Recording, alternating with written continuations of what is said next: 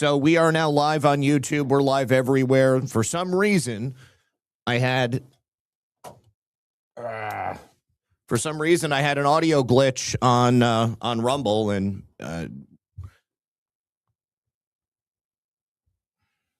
every platform except for Rumble could hear my audio. Okay, anyways, we're just going to go ahead and get into it.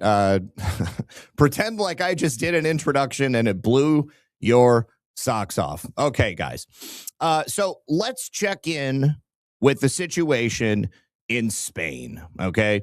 Because things are definitely not good in Spain. First of all, my studio is totally different because I had to put together a new desk this weekend, so everything could go wrong, and looks like it is. But first of all, let's check in with the citizens of Ceuta, because last week I showed you how the police in Ceuta were doing precious little to stop the Moroccans from coming across the border. Now, let's take a look and see what the people of Ceuta are doing to make sure that they and their families are actually safe, because they're actually doing quite a bit more than the police were. Let's take a look here. Please confirm for me that you can hear the audio coming through or Twitter.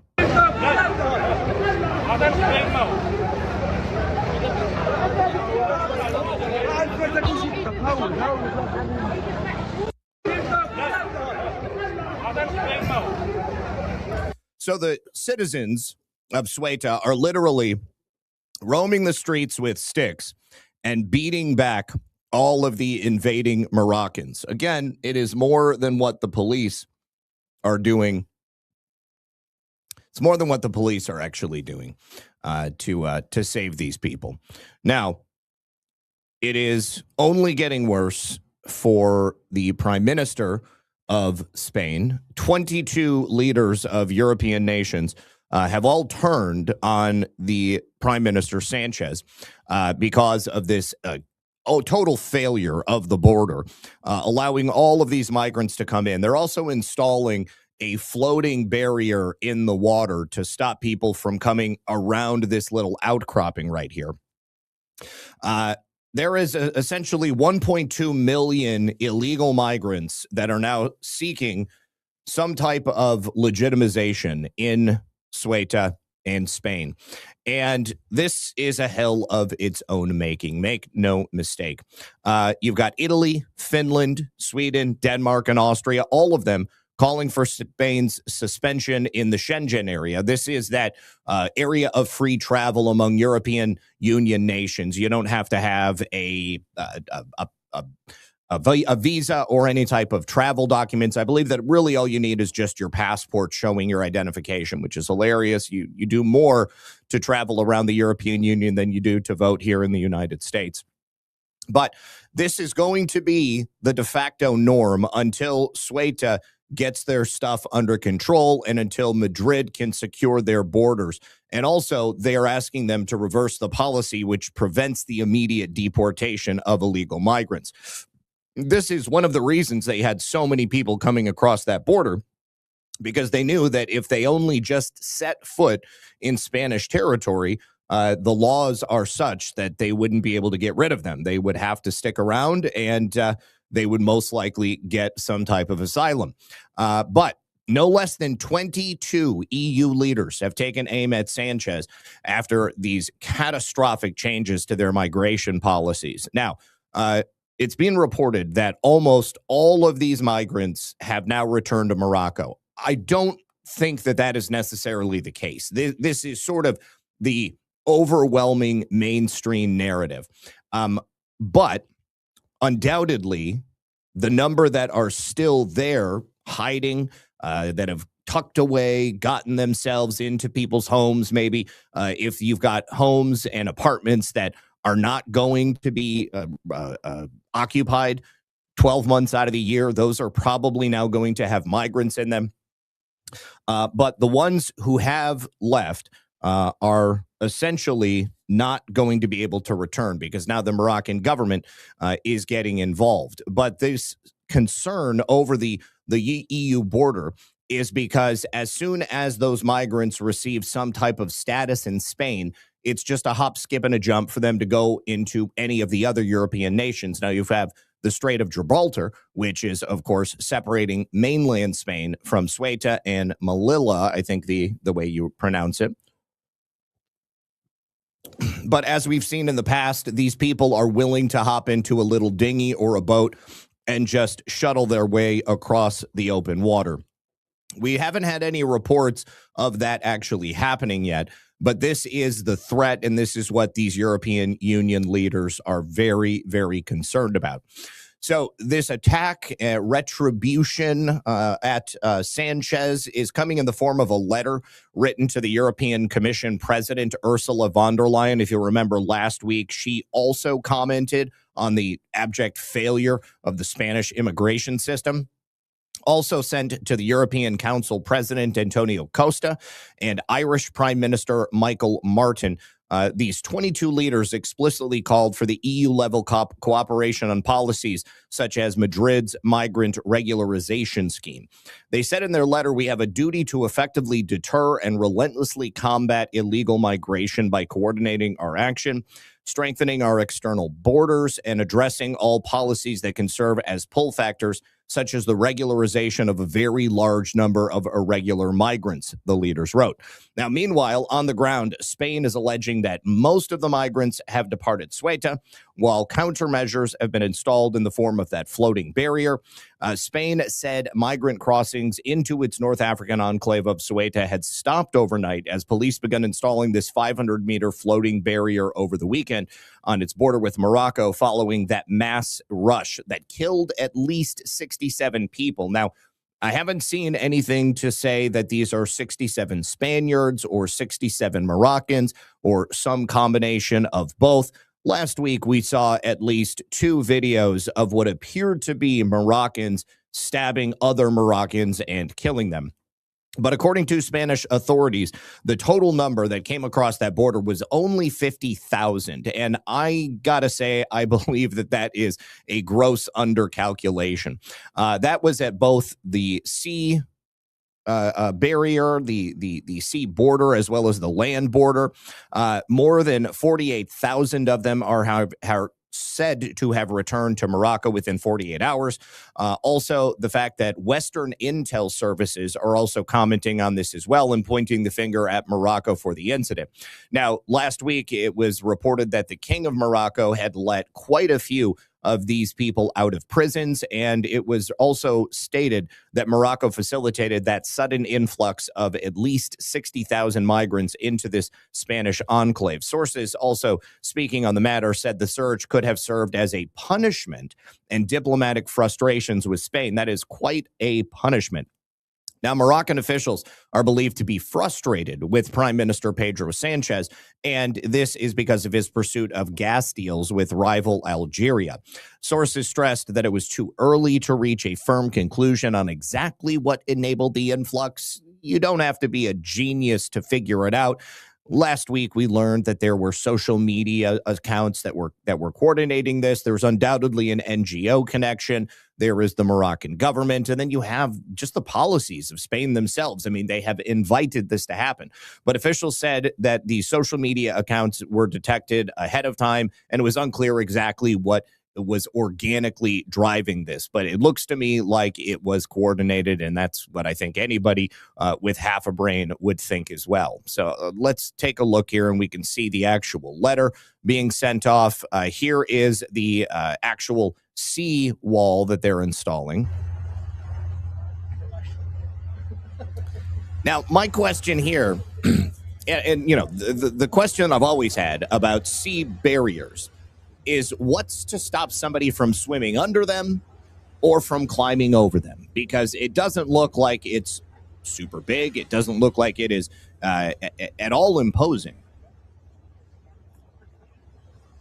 And if you have another rush of 50 to 100,000 people, then, you know, obviously the Border Patrol is going to be unable to do anything about it either. All right. And here is another video of the beaches just being overrun by these people. El máquina de la semana. This guy brought his bike. He was totally prepared. He was like, I'm going to get to Spain and I'm just going to keep riding. And here, Spanish civil authorities said that things are okay. We can finally breathe again.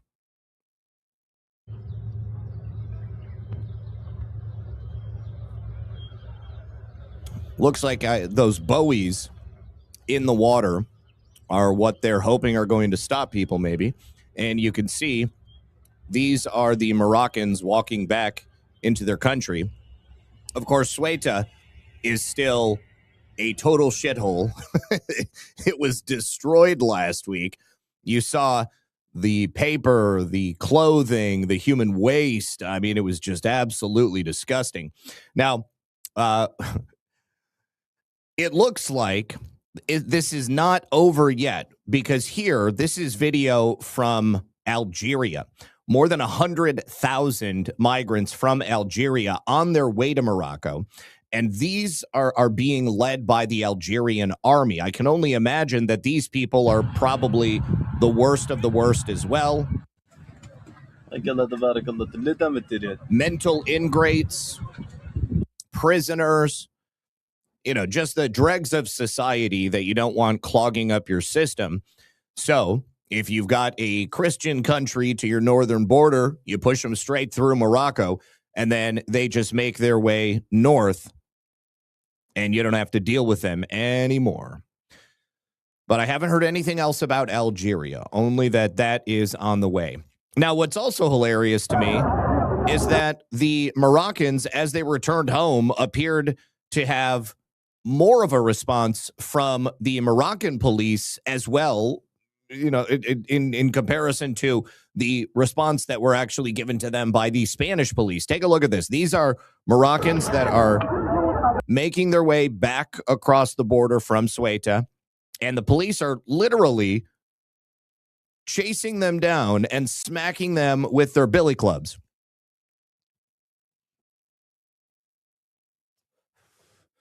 Seems that they're pretty upset that they're having to deal with this. They're even arresting people.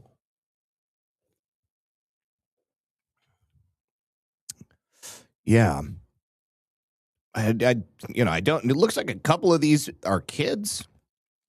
So maybe Spain didn't hang on to all the kids. And if you'll remember, as these ne'er-do-wells were leaving Morocco, they were setting cars on fire and basically leaving disaster in their wake. So Spain needs to get their act together, man. It's absolutely insane. Okay, so President Trump over the weekend apparently was angered by Judge Jeanine Pirro. He posted this video of what appears to be a new footage of what is leftists visiting the Lincoln reflecting pool and vandalizing it.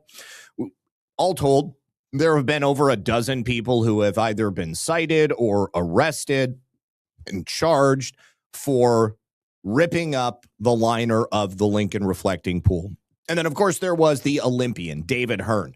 That was a big get. I was pretty excited to see that a famous leftist was going to be punished for going out and explicitly demeaning the United States, tearing up and destroying a national monument. And if you'll remember, there was a D.C. grand jury who returned an indictment. David Hearn vandalized the Lincoln reflecting pool last month. He deserved whatever he was going to get. He was looking to get up to 10 years in prison. You know, and it's no small feat for a D.C. grand jury to bring back charges on somebody like this. He was a high-profile individual. But guess what? On Friday, the Justice Department and U.S. Attorney Jeanine Pirro have dropped the charges against Hearn.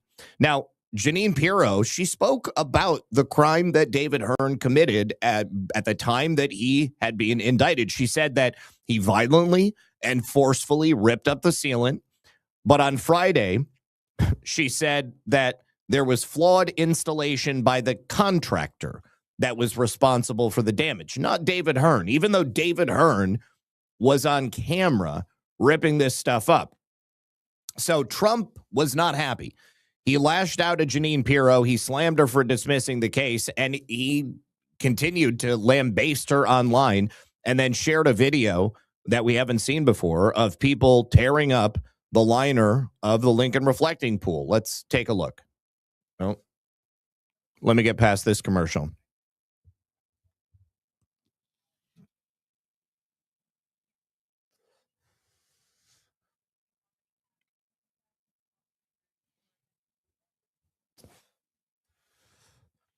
Okay, so you can see here on the right, this was shared by the president, and somebody is reaching into the pool, and they begin tearing it, ripping pieces out. Courier gave us a look at individuals suspected of vandalizing the reflecting pool. Now, we haven't been able to verify the video, but take a look. June 19th, a male, blue shirt, reaches in, stays there for a little while. He goes back down, comes back up multiple times. What's he doing? Then a female, white tote bag. She reaches in, needs a better angle, sets the bag down, dives in a little deeper. And we don't know who these people are. No one was stopped or questioned by police, so no arrests. And we don't have the police report yet. But what are they doing with their hands in the pool? Are they cutting the lining? Are they peeling off the paint? And we don't know if they're committing a crime. They'll probably tell you they dropped their wedding ring. The Department of Interior says this, quote, in the video, you're seeing two suspects observed destroying and removing a piece of the lining and attempting destruction of the lining. This incident took place on June 19th, 2026, and we are investigating. Destroying, injuring, defacing, or removing cultural or architectural resources is a federal crime.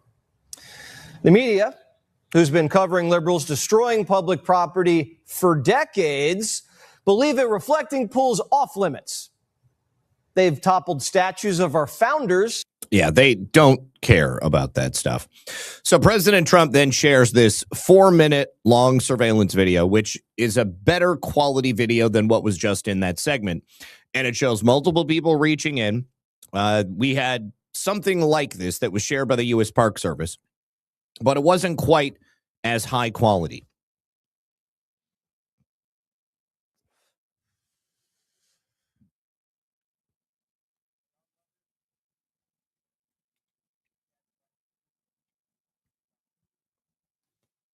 All right, there's no audio here, but they zoom in, and there's that guy in the blue shirt. He's like, oh, yes, what am I going to do? I'm going to reach in there.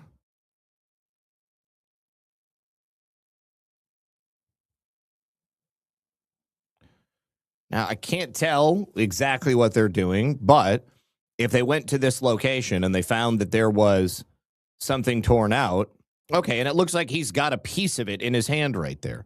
So undoubtedly, that's exactly what he was doing. And they've already said in court filings that the only way this could have been done is with a knife, okay, a razor, something like that. And that 70 fence post tops were also thrown into the pool, further exacerbating the circumstances. President Trump said, look for yourself at the vandalism that took place at the reflecting pool. The material is cut with a knife or a box cutter for all to see. And Doug Bergeron also weighed in on it. Patriots, what? The first thing the globalists and the left. President Trump posted this, and Doug Bergeron responded. He said, the evidence is clear. Vandals have repeatedly caused damage to the reflecting pool. Some of these acts were even caught on camera. We also provided the U.S. Attorney's Office expert and eyewitness testimony to the damage done by vandals and provided every piece of evidence they asked for in the requested timeline detailing each area of damage at the pool. The reflecting pool is part of the Lincoln Memorial and dates back to 1922. POTUS cares deeply about protecting our sacred national monuments, and his leadership has led the restoration of our nation's capital by making D.C. safe and beautiful again. Intentional damage done to the reflecting pool is no different than defacing any one of our other national monuments. We won't back down to deranged people who want to destroy, deface, or degrade our monuments. Now, as far as I know, Jeanine Pirro has not given any additional rationale as to why she has dropped these charges. What is her ex? U.S. Attorney, D.C. Let's see.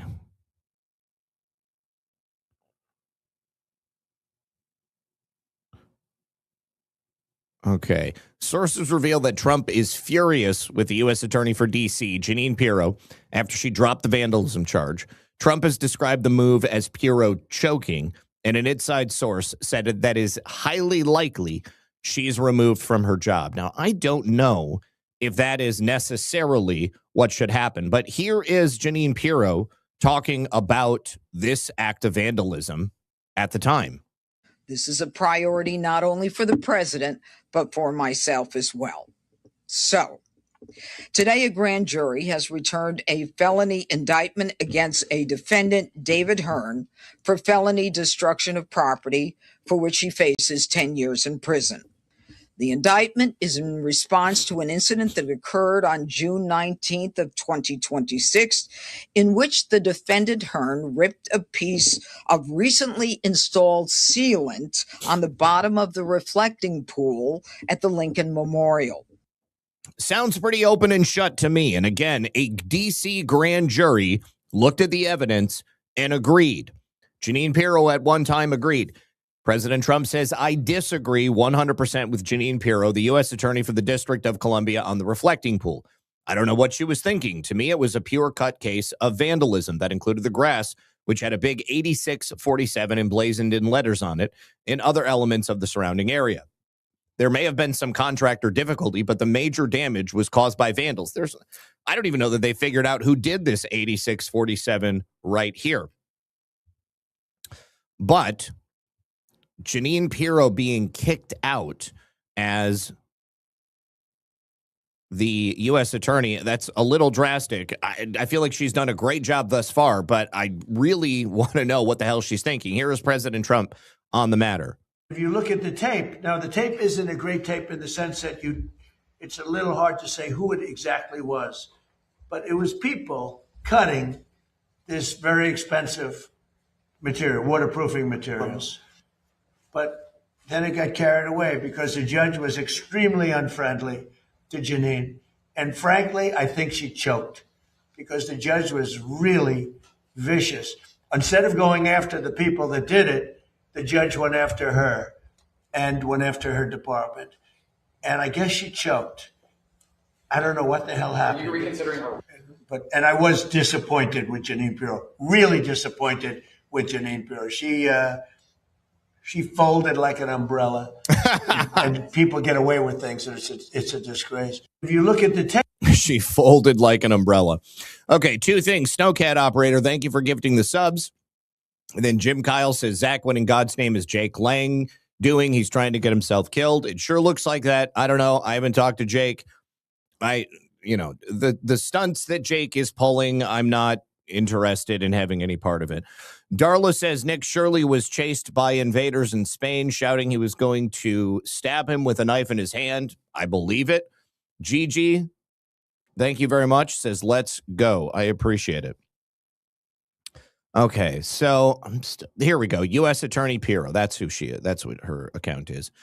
And let's see if she commented on. No, she hasn't commented. She hasn't posted. She posted on the 31st. And then she posted again about a strangulation that was just convicted. A man who strangled his wife in January. Quick trial. Let's go ahead and get it done. Anyways, the good news is that Todd Blanche's nomination appears to be moving forward. It would appear that Senate Judiciary Chairman Chuck Grassley earlier today announced that there will be a vote this week to advance Todd Blanche's nomination for Attorney General. It's going to be held tomorrow morning. So late Sunday night, Todd Blanche sent out a letter to Cornyn and all the rest of the rhinos, essentially agreeing on paper to rescinding that $1.8 billion weaponization fund.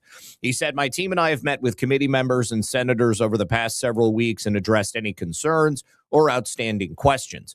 We have enjoyed good faith discussions, and as a result, the issue following order and update with regard to the May IRS settlement. The department always welcomes and appreciates productive engagement with all members of Congress. So now the Senate Judiciary Committee last week had postponed the initial key vote to advance Blanche's nomination. So this vote will be to push him out of committee and then push him for the full vote into the full U.S. Senate. So the Judiciary Committee will now be voting on Blanche, and it would appear that there are enough votes to forward him into becoming the actual Attorney General for the United States. Now, of course, President Trump has spoken about this at length. He has said on numerous occasions that he may still push for this IRS settlement once Todd Blanche becomes the Attorney General. And frankly, once he's the Attorney General, this letter doesn't mean anything at all. The people who have had their rights infringed by the government, no matter whether it was the Trump government or the Biden government, they need to be made whole. And so it could be that this settlement is going to come back in another form, or it could be that the DOJ begins the process of reaching out to these people individually, because several of those who had their lives made hell by the former actions of the Biden administration, they have already reached out. They've already made it clear exactly who they are and exactly what happened to them. So I hope that we will go ahead and see those things taken care of. Now, unfortunately, over the weekend, there was a mass shooting that took place at an In-N-Out burger in Idaho. You can see the young man right here. It is being reported that at least 3 people died. Several were injured. One of the employees at the In-N-Out burger was also killed.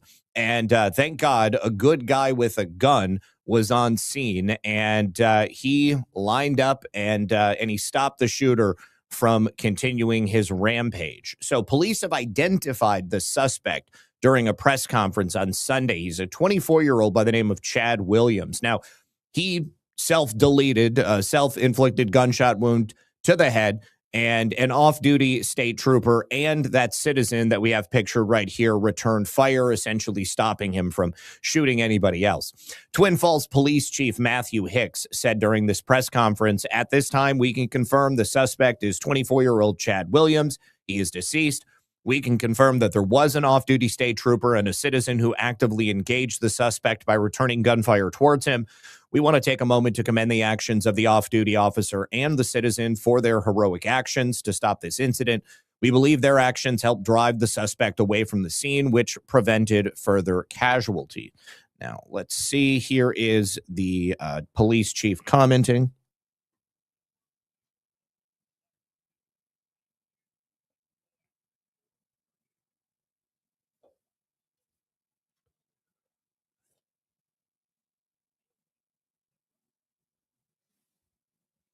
Confirmed that there was an off-duty state trooper and a citizen who actively engaged the suspect by returning gunfire towards him. We want to take a moment and commend the actions of the off-duty officer and the citizen in their heroic action to stop this incident.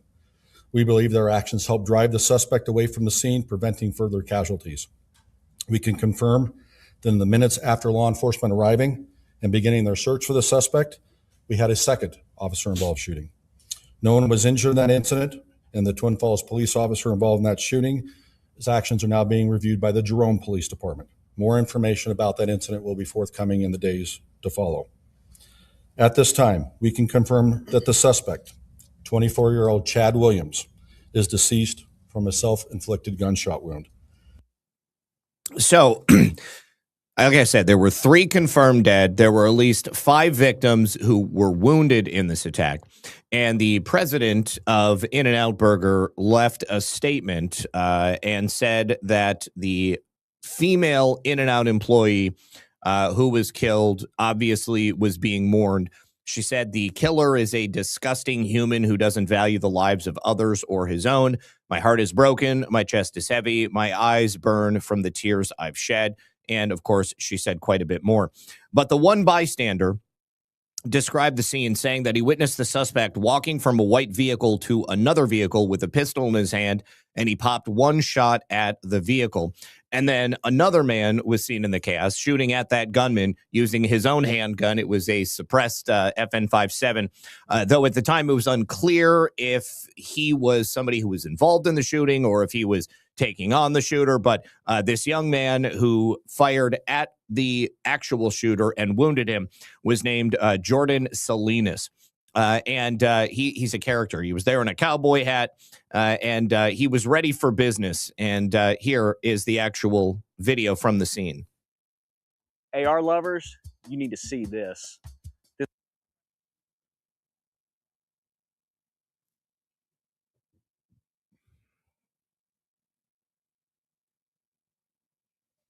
At a brand new In-N-Out restaurant in Idaho. Police say the gunman is dead, but it's still unclear how many more people may be dead or injured. In-N-Out says at least one of their employees has died. Eyewitness News reporter Tim Pulliam has more on the shocking video as this incident unfolded. An eyewitness captured this shocking moment outside the In-N-Out in Idaho. A man with a gun opens fire. We don't know if this That is Jordan Salinas right there. That is the hero citizen. is the gunman or someone trying to help take down the shooter. But look at this video by the restaurant. Another witness recorded this person holding a long gun as he opens doors to this white car. His identity and role in the deadly attack is also unknown. It's been a very hard day here in Twin Falls, a tragic day. We've had a shooting at the In-N-Out location that has resulted in fatalities. The shooting sent people scrambling from the parking lot. In this video, you can see In-N-Out employees were among the crowd running for their lives. What's happening? What's happening? What happened? What's happening? Shoot. Go. Just go. Go. Law enforcement confirmed at least 3 people are dead, including the suspected shooter. If you see people running in fear from what appears to be an unstable situation, I just, personally, the last thing you need to do is pull over and demand that somebody give you a sit rep. Okay, just get the hell out of there. What was that woman thinking? Good God. Anyways, Salinas is now going viral on social media because, of course, he appears to be a major hero, and he also appears to be a crack shot.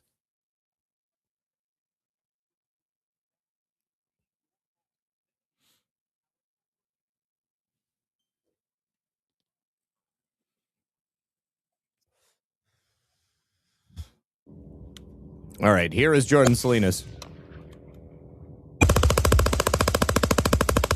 Get it! Oh, man. Here in that post, he said, celebrating the 250th as the founding fathers intended, exercising the inalienable right to a well-regulated militia, being necessary to the security of a free state, the right of the people to keep and bear arms shall not be infringed. Yeah, good stuff. All right. Now, Jordan Salinas, has actually now been interviewed. He's from Kimberly, Idaho, and the police have also confirmed, obviously, that he was not involved in any nefarious way with the shooting. But he was quoted as saying on Facebook, "The last 24 hours have been overwhelming. I want to sincerely thank my family, friends, and everyone who has reached out with messages, prayers, and support. I haven't been able to respond to everyone yet, but please know I've seen your messages, and they mean a lot to me, more than I can put into words. In the coming days, I'll share a more complete account of what happened to the best of my recollection when I'm able. For now, my heart remains with the victims, their families, and everyone affected by yesterday's tragedy. Thank you for continuing to keep them in your thoughts and prayers, and thank you for all the incredible support you've shown me and my family." And then he further detailed the exact moments leading up to the shooting, jumping into action with this 5.7, and spoke with the Idaho Statesman on Sunday. He said it was automatic and mechanical when he saw people running away and he heard the gunfire. He did not like it when bullets started firing both ways, Salinas told the outlet. "There's a task that needs to be done, and we are the ones who need to do it. Everyone says it's not going to happen here. But what if it does?" Salinas further detailed the years of training that prepared him for this moment. As a healthcare worker and a full-time caregiver for his wheelchair-bound brother, he began preparing after a 2021 Boise Town Square Mall shooting, and he reasoned that he and his brother would be the soft targets that a shooter would go after.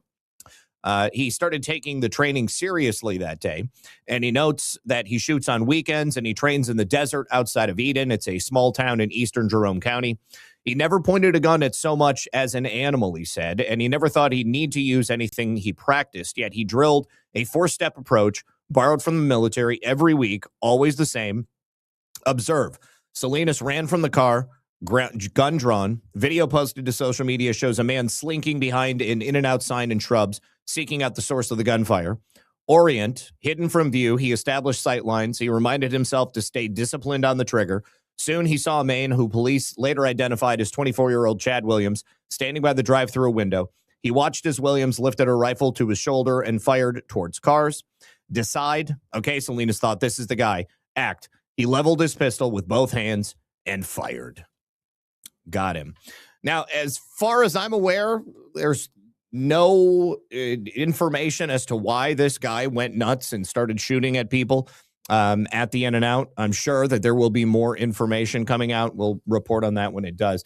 Spot Poker says, good afternoon, beautiful patriots. Thank you for that. Jim Kyle says, if it's against the law to lie to Congress when being questioned, why isn't the questioner held under the same law? They need to stop protecting these scumbags. So I don't know who you're speaking about specifically. If you lie to Congress, then you get referred for perjury. I've seen it happen before, but it doesn't happen as often as it should. Of course, there needs to be some overwhelming proof that somebody lied. If you're talking about Fauci didn't lie in his most recent testimony. He refused to answer any questions, so he will be brought up on charges. He's being referred for charges of obstruction of Congress, which is not the same as lying to Congress. But I would need more information, Jim. And then Jeremy Libby says, here, kitten lovers, Trav's Kittens. Oh, yes, go to Trav's Kittens. We'll watch that at the end of the show. All right.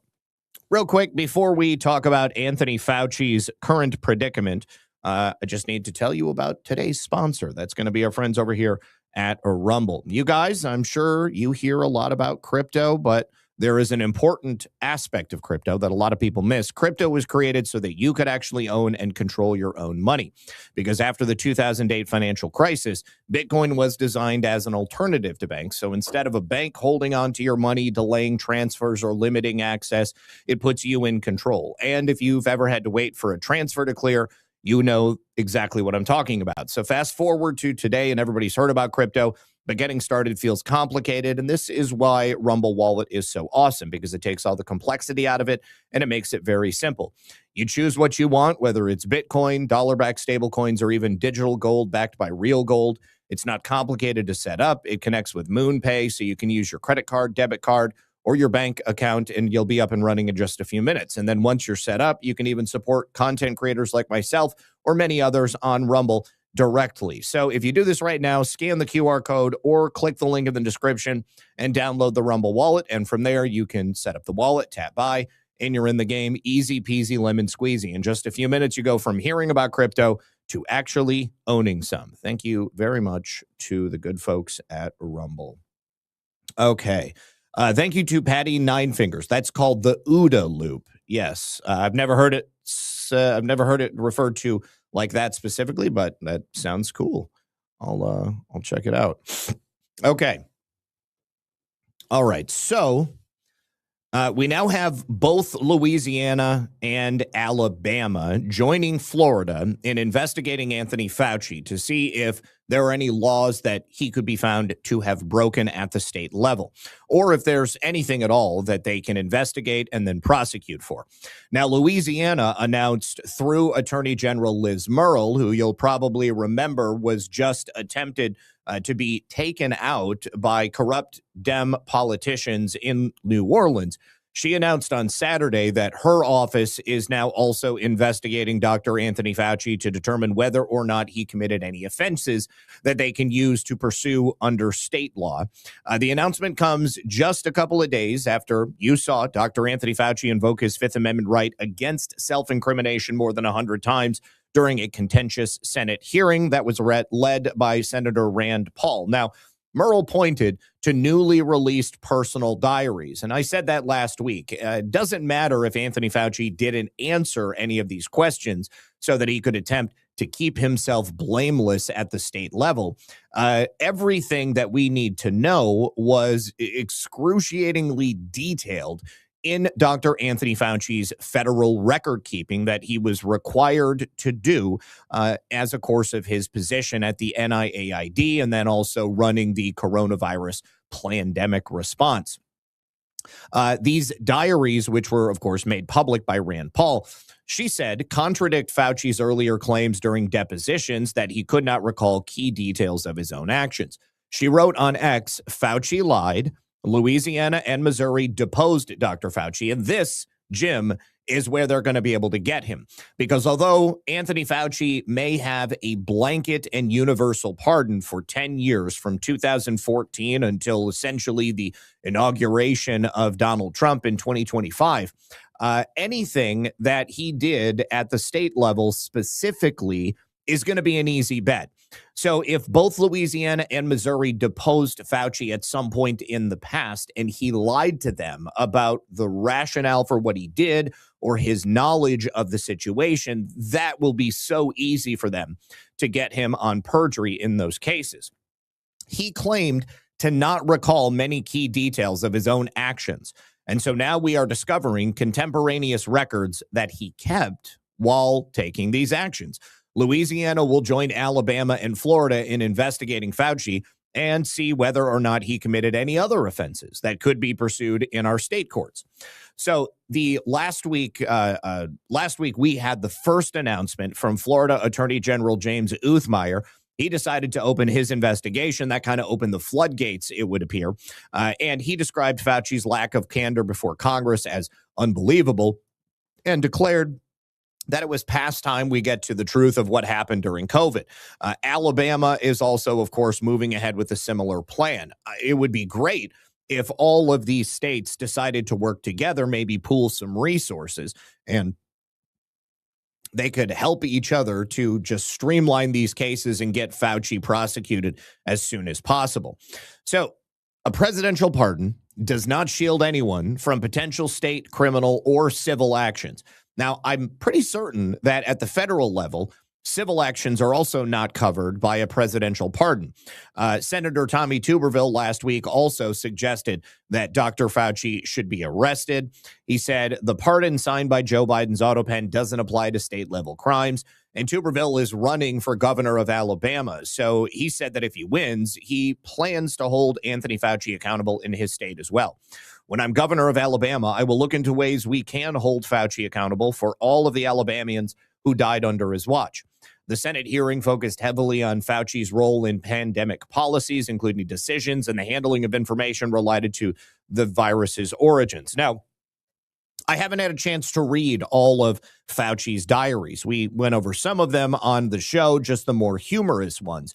But if I had to choose one thing that I have seen in there that I believe could be used to hold him accountable was his lying to the American people, all 50 states, about the efficacy of ivermectin and hydroxychloroquine. We know that those two things alone could have treated anybody who was sick at any time. But most importantly, because there was no official working therapeutics, because Anthony Fauci suppressed the information related to those two specifically, that allowed for the emergency use authorization for the various vaccines that ended up coming out. Call them genetic modification shots, call them whatever you want.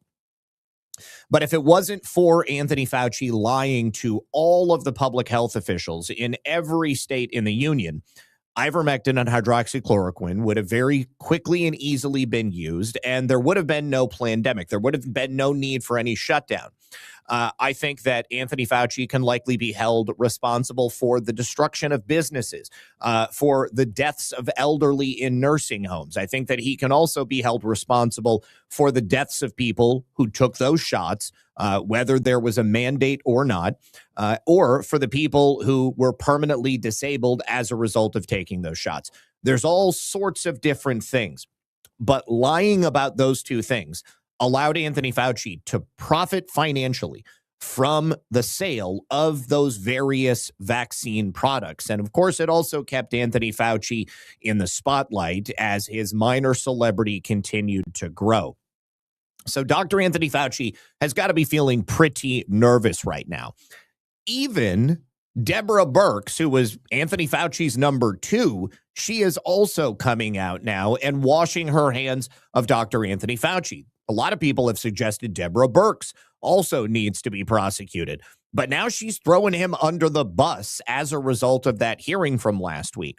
So Fauci pleading the fifth appears to even Dr. Birx to be something that is unforgivable. Now, she appeared on, and if you don't remember, Deborah Birx was the scarf lady, okay? She always wore the scarves. So she appeared on Newsmax, and she said that blue states overclosed and that it was all political. Well, it was political because it was from the recommendation of one Dr. Anthony Fauci. Thank you very much to Family Man for gifting the subscriptions.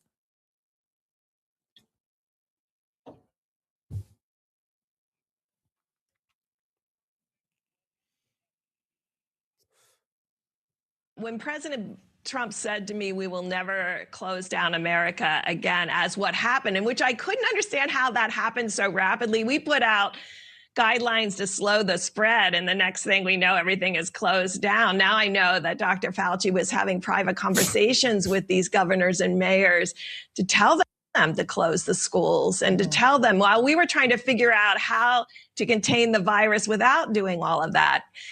A long way of saying, you know, you have to follow what your commander-in-chief is saying to you. That doesn't mean that you change the science. It doesn't mean you change the data, but you figure out a way to execute the plan that they want. So when President Trump on, I think, April 4th said, we'll never do this again to the country, we pivoted to how do we bring testing so that people are aware of their status? No one wants to infect anybody else.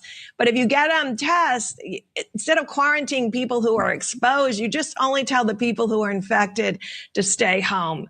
That is a very different approach. It worked fabulously in universities.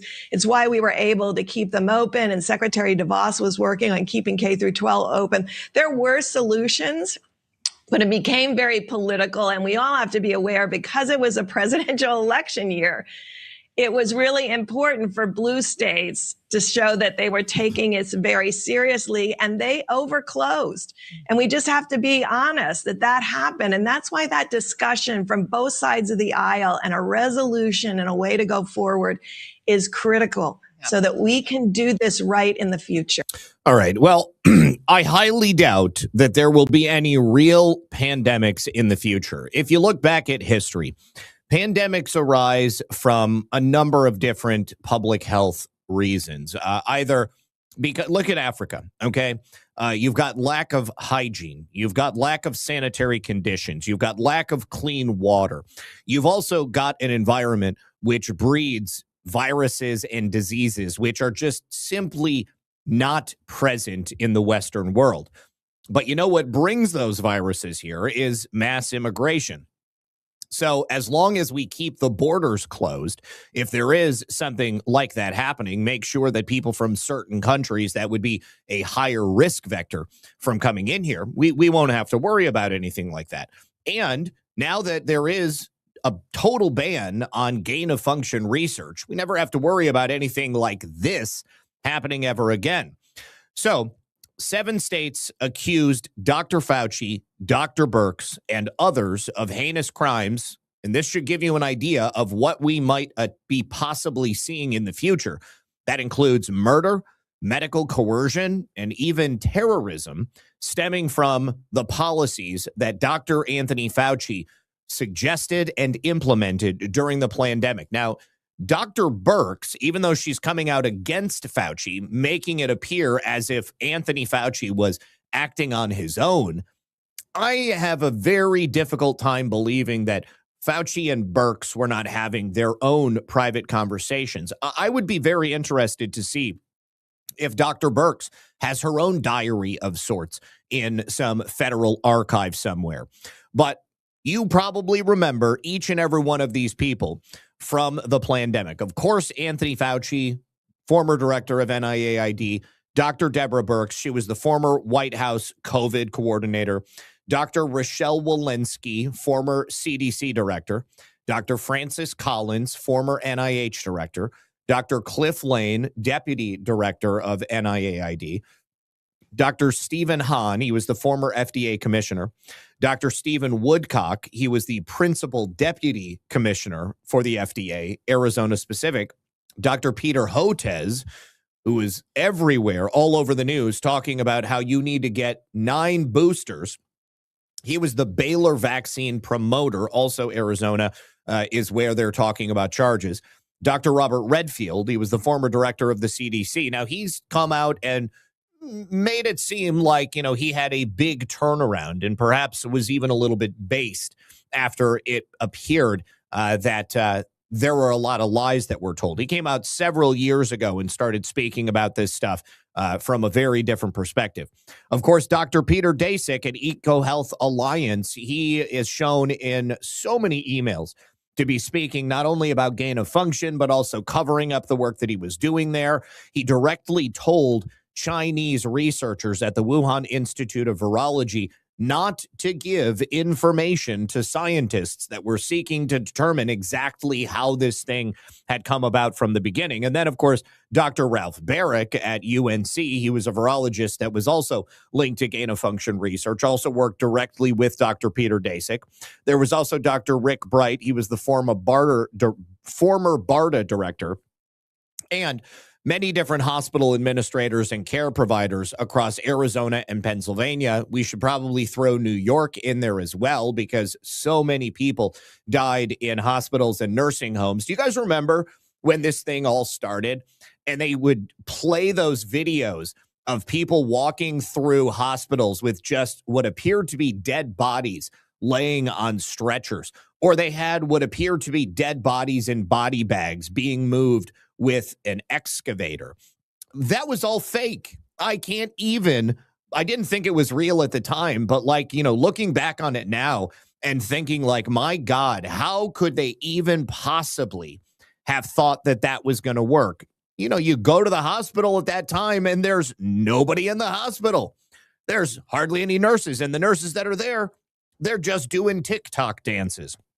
So the list of charges outlined in a referral letter for each and every one of these people, again, include murder, negligent homicide, involuntary manslaughter, medical coercion and abuse, kidnapping, human trafficking for forced labor, racketeering, operating a corrupt organization, and terrorism. So I know people are not everybody, but some people are fairly skeptical that anything will happen to any of these public health people.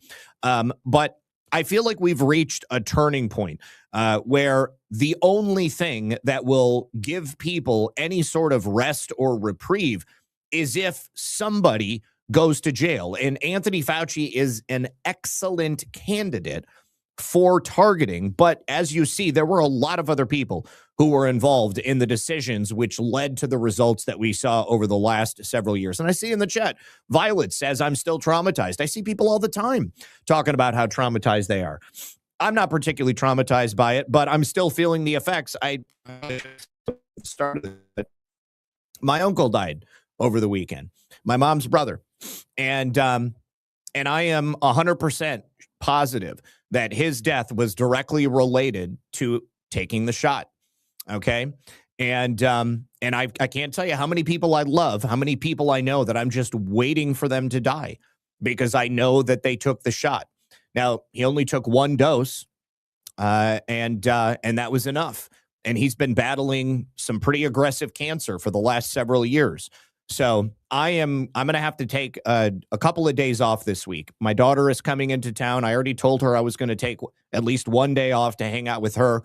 And now my uncle's funeral is going to be this week. Didn't expect it to happen at the same time that she was going to be in town, but I'm going to have to take that day off because it's going to be a couple of hours that we have to drive, and it won't make any sense for me to try to do a show that day. You know, I say I'm not traumatized, but it's like, I know it's coming.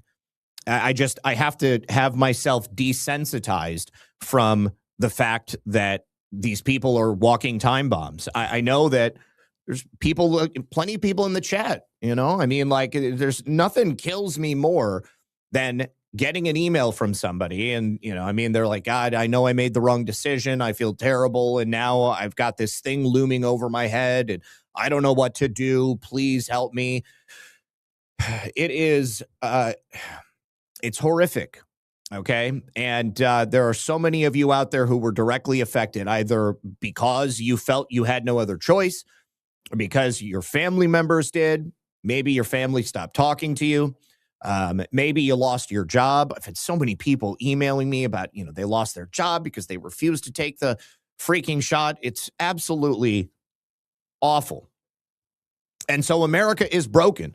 America is still suffering to this day because of people like Anthony Fauci. And that mother effer is so rich, so fantastically wealthy. And he got rich on the backs of dead Americans. So he needs to pay for this. And everybody else who is involved needs to pay as well. Robin says, Rush Limbaugh always used to call Dr. Birx the scarf queen. I still call her that. Yeah. CKLR says, Zach, my dad passed last May of colon cancer, twice jabbed, and I believe he would still be alive today if he hadn't taken those shots. There's so many people I know that would still be alive today if they didn't take the shots. And all it took is one, you know? So, you know, God rest their souls, everybody who has passed in the last couple of years, because it's tough. All right. So you may have seen this, but there was no way I was going to do this show and not show you these clips. So RFK Jr. appeared with Dana Bash over the weekend. Dana Bash, I'm sure you'll remember, was one of the mainstream media talking heads who was found to be coordinating with Dr. Anthony Fauci. She was sending him text messages to his private number, giving him attaboys, and oh, wow, you really owned the cons, the chuds with that statement. Tell him, Anthony Fauci, tell him to shut down. Tell him that they need more masks. Tell him that this jab is going to be the only thing that's going to keep them safe. And of course, she is a mouthpiece for Big Pharma. So over the weekend on State of the Union, Dana Bash has RFK Jr. on, and the conversation was tense from the get-go. Dana Bash is a certified see you next Tuesday. I don't like this woman at all. I don't think that there is anything redeeming about her. She has this like bitter hag face 24 hours a day, 7 days a week. She's such a people tell me that I'm a know-it-all. I was raised, I went to Catholic school, okay? And in Catholic school, you were rewarded by having information. And it's shocking to me in the world that like people, I can't believe, if I know what I'm talking about, I should be able to answer without being made to feel like a weirdo about it. Okay. But like, I'm not going to denigrate other people or tell them that they're wrong and I'm right. I mean, like, just like, hey, here's a fact. I know it. I'm going to say it because that's the type of autism I have. Anyways, so Dana Bash started screaming at RFK Jr. All right. She would not let him get a word in edgewise. She wanted to have this conversation with herself. And she basically wanted RFK to sit there and to take it. And she wanted to define his job as the Secretary of Health and Human Services. Zach, you are a know-it-all, but you can't help but knowing it all. Thank you very much. Yeah. Okay, so let's get down to it. Dana Bash, see you next Tuesday.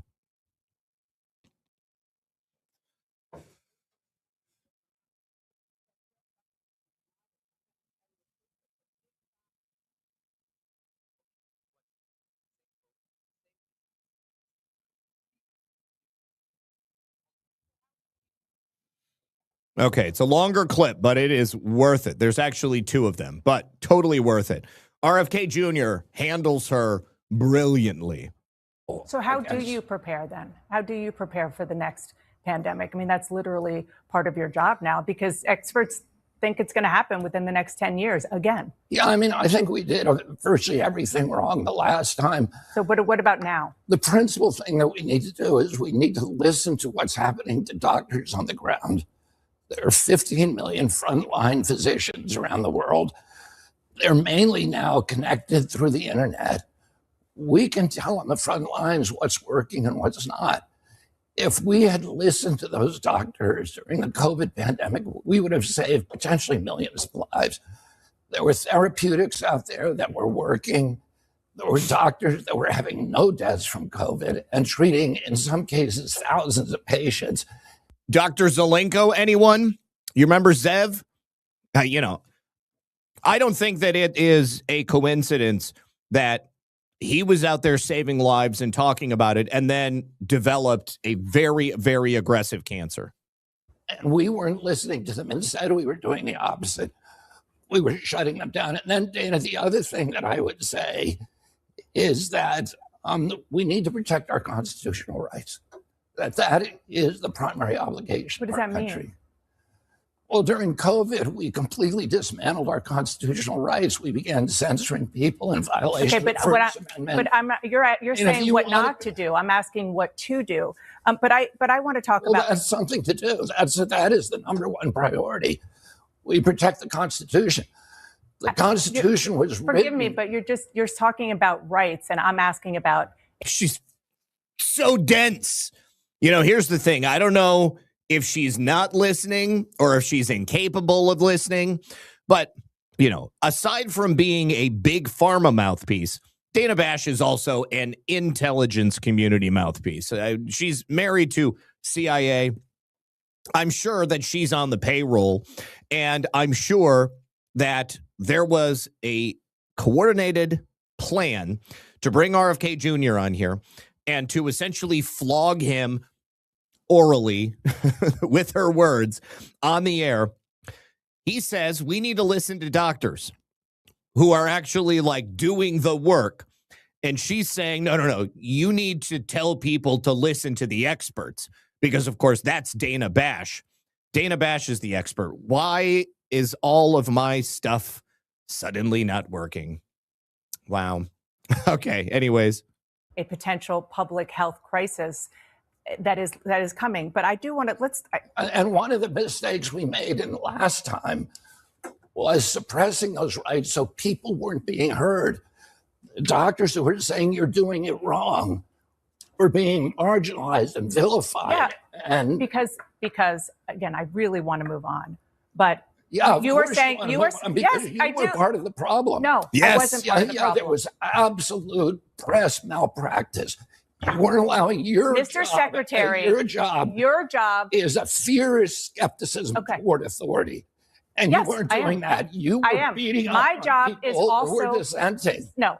Okay. Are you want to sit here and attack me, or do you want to have conversations about public health? Me. I'm not attacking you. I'm asking questions about how to prevent the next pandemic. Question and I'll tell you. That's what I'm trying. I'm just asking questions to do. But I also don't want to use this interview to allow you to say things that aren't entirely true. You're talking about therapeutics, fine. It is also factually true that the COVID vaccine worked. The COVID vaccine prevented deaths. There lies. Show me one real study which can say that, because it didn't and it did not. Is data upon data upon data. Okay, now there's more. Do you think the COVID vaccine protected children? She asked. No, he began pressing her. Do you think the COVID vaccine protected children? So then she stuttered and said she's talked to scientists and doctors. And he said, can you show me one study that shows children who were protected by the COVID vaccine? And then she said the vaccine did more good than harm to children. Can you show me one study that shows that? Then she jumps in talking about vaccine misinformation, disinformation. Hundreds of thousands of lives were lost as a result of people being hesitant to take the jab. I can tell you when it comes to the vaccine, there have been studies that show that because of vaccine disinformation, there could have been 100,000 to 200,000 lives in the U.S. saved. But because people didn't get the vaccine, Then RFK said, let me finish. You're saying nonsense. You're saying something you cannot show me a single study. I'm not saying nonsense, she said. You're talking about somebody told you. Cite me the study. What study?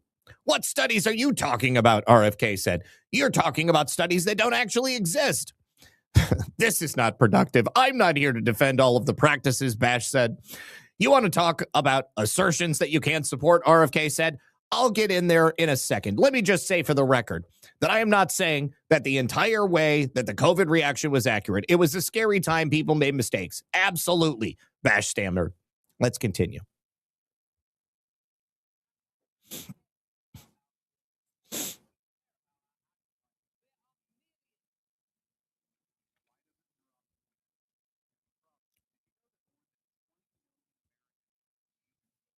Let's talk about the measles, please, because this is something that is happening as we speak. The cases in the U.S. vaccine protected children. I think that what I have talked to scientists and doctors about. Scientists, can you show me one study? Yes, I can.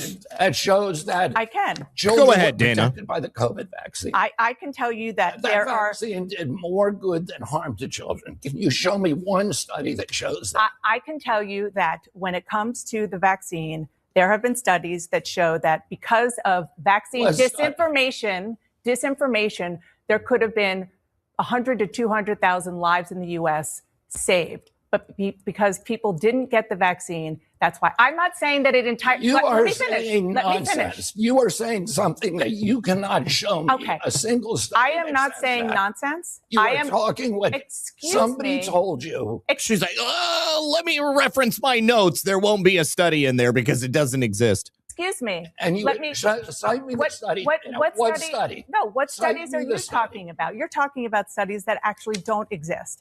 I want to talk about. Cite me the study that you're talking about. I am not here to defend. Studies. Cite me the study. This is not productive. I am not here to defend all of the. You're talking nonsense. You're making assertions you can't support, and then when I call you on them, you're telling me that I'm arguing. Okay. Do you want to talk about assertions that you can't support? I'll get there in a second.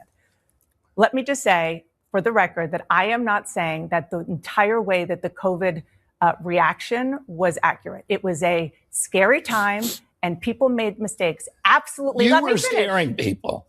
Why are you saying that? Because that was the job of CNN.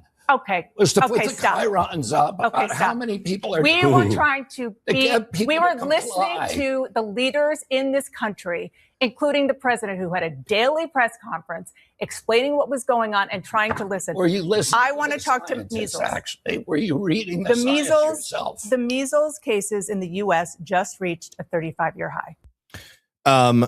Either way, you know what else reached a 35-year high? The number of illegal aliens coming from parts of the world where measles is a fact of life.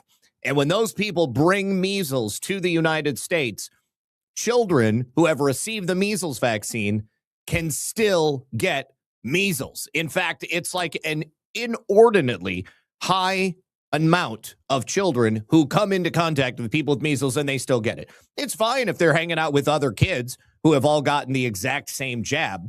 But when you have illegal aliens coming from other parts of the world, like there was a measles outbreak several years ago, 2015, if I'm not mistaken, at Disneyland in California. I've told this story before. People said, oh, it's because of vaccine hesitancy. It's because of people not getting vaxxers, anti-vaxxers are having their children not get the MMR vaccine, and then they're getting measles. Well, measles doesn't just occur in a bubble on its own, okay? People have it, and then they come and they transmit it to other people. But you know what else happens if you have the measles and you get it treated? It goes away, okay? It's like the chicken pox. Now that people have the chicken pox vaccine, we have cases of young people and even a lot of old people now developing shingles at an inordinate rate. And guess what? Shingles is a side effect of getting the chickenpox vaccine. So RFK continued to bring Dana Bash her ass in the palm of his hand.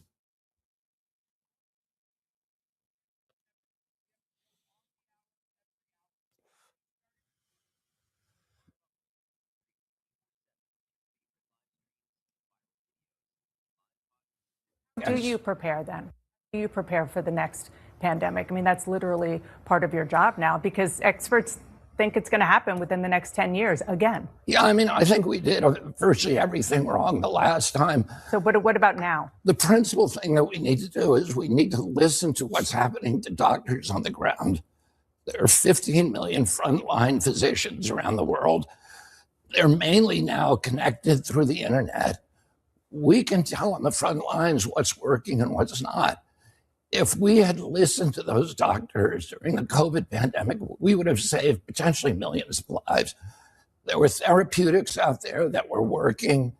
There were doctors that were having no deaths from COVID and treating, in some cases, thousands of patients. And we weren't listening to them. Instead, we were doing the opposite. We were shutting them down. And then, Dana, the other thing that I would say is that we need to protect our constitutional rights. That is the primary obligation. What does that mean? Well, during COVID, we completely dismantled our constitutional rights. We began censoring people in violation of the First Amendment. But you're saying what not to do. Okay, and that is a repeat of that first clip.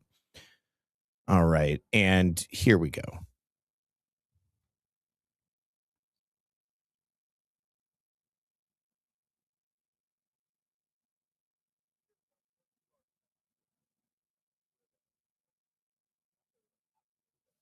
You want people to get the MMR vaccine.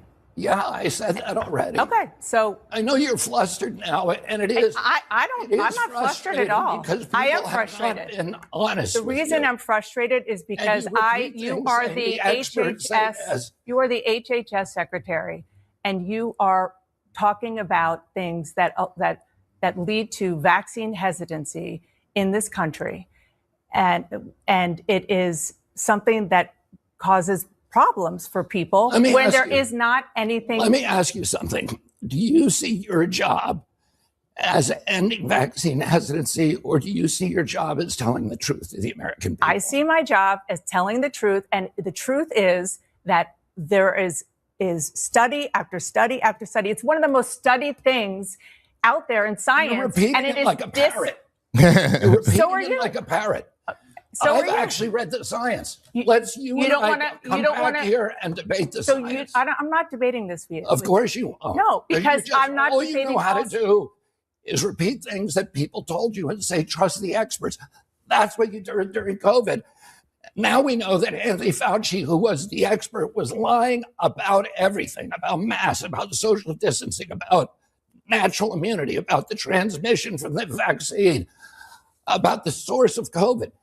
About ivermectin and hydroxychloroquine. He was lying, and you were punishing people for not trusting the experts. And now you're rolling out the experts again to talk about something that you have no personal knowledge of. Okay, well, guess what?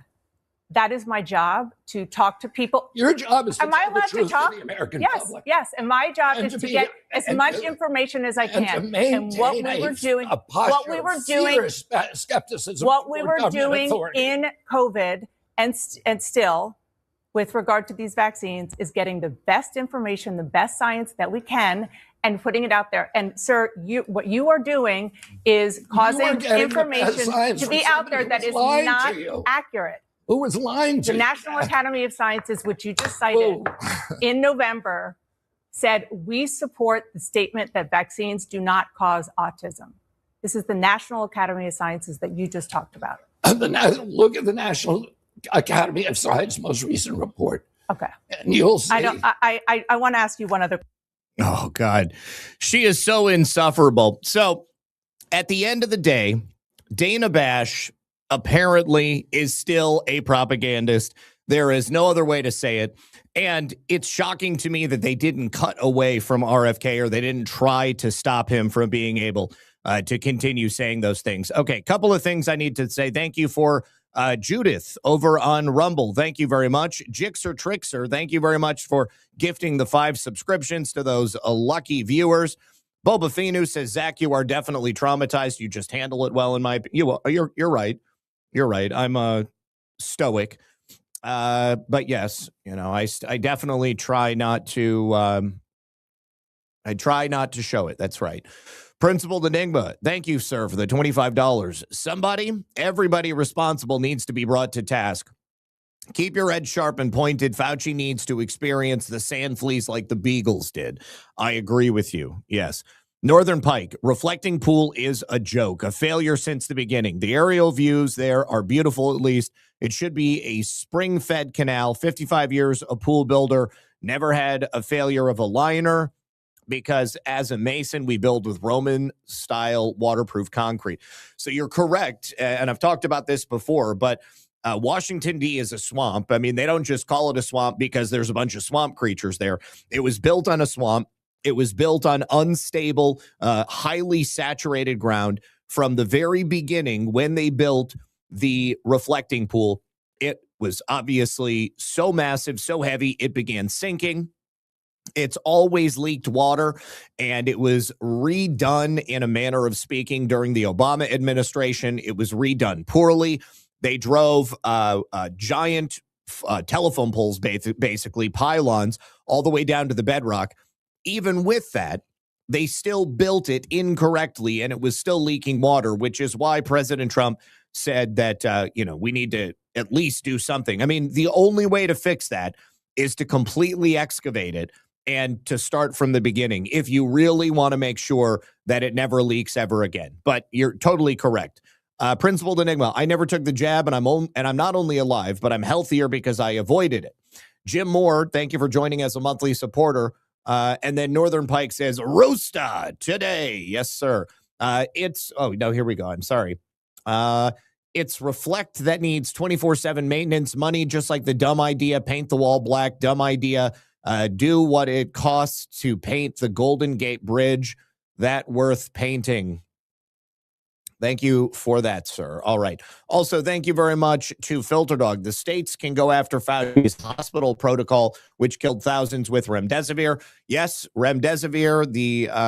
And remdesivir was, again, also only available at scale because they said that there were no other therapeutics available, which includes ivermectin and hydroxychloroquine. 123 SKG, thank you for the can. Jay, thank you for the cookie. Jay, thank you for the 107 gold pills. And Filter Dog, this interview needs to be put in a museum. I agree with you. Normally, I wouldn't want to watch 6 minutes of Dana Bash speaking at all. But to watch the way that RFK Jr. handled her, even with his voice, his disability, his vocal cords not working, it always annoys the piss out of me, though, because these people who have him on their shows, if it is a mainstream media show, they always talk over him. They never let him finish his thoughts. And RFK Jr. needs to be able to speak slowly and clearly because it is so difficult for him to do so. All right. We have new information about additional fraud that has just been discovered. This is in the Obamacare system. 9.2 million people, which includes illegal aliens, do not meet the federal requirements to qualify for Obamacare's Medicaid expansion program. That is just about half of the people who are currently part of this program. So that's a 50% fraud rate. And you probably can guess, but the states where this is most prevalent are in California and New York, where they essentially have the least amount of oversight. Let's go ahead and take a look. A nonprofit health policy research group finds that 9.2 million adults, that's nearly half of those enrolled in Obamacare Medicaid expansion program, do not even meet the federal requirements to qualify. How did this happen and how do we know? Connor Hansen live on Capitol Hill with more. Hi, Connor. Good morning. Hi, Dana. Good morning. Well, this study says some of those people actually make too much money to qualify for this Medicaid expansion program, and others are getting these benefits even though they're here in the country illegally.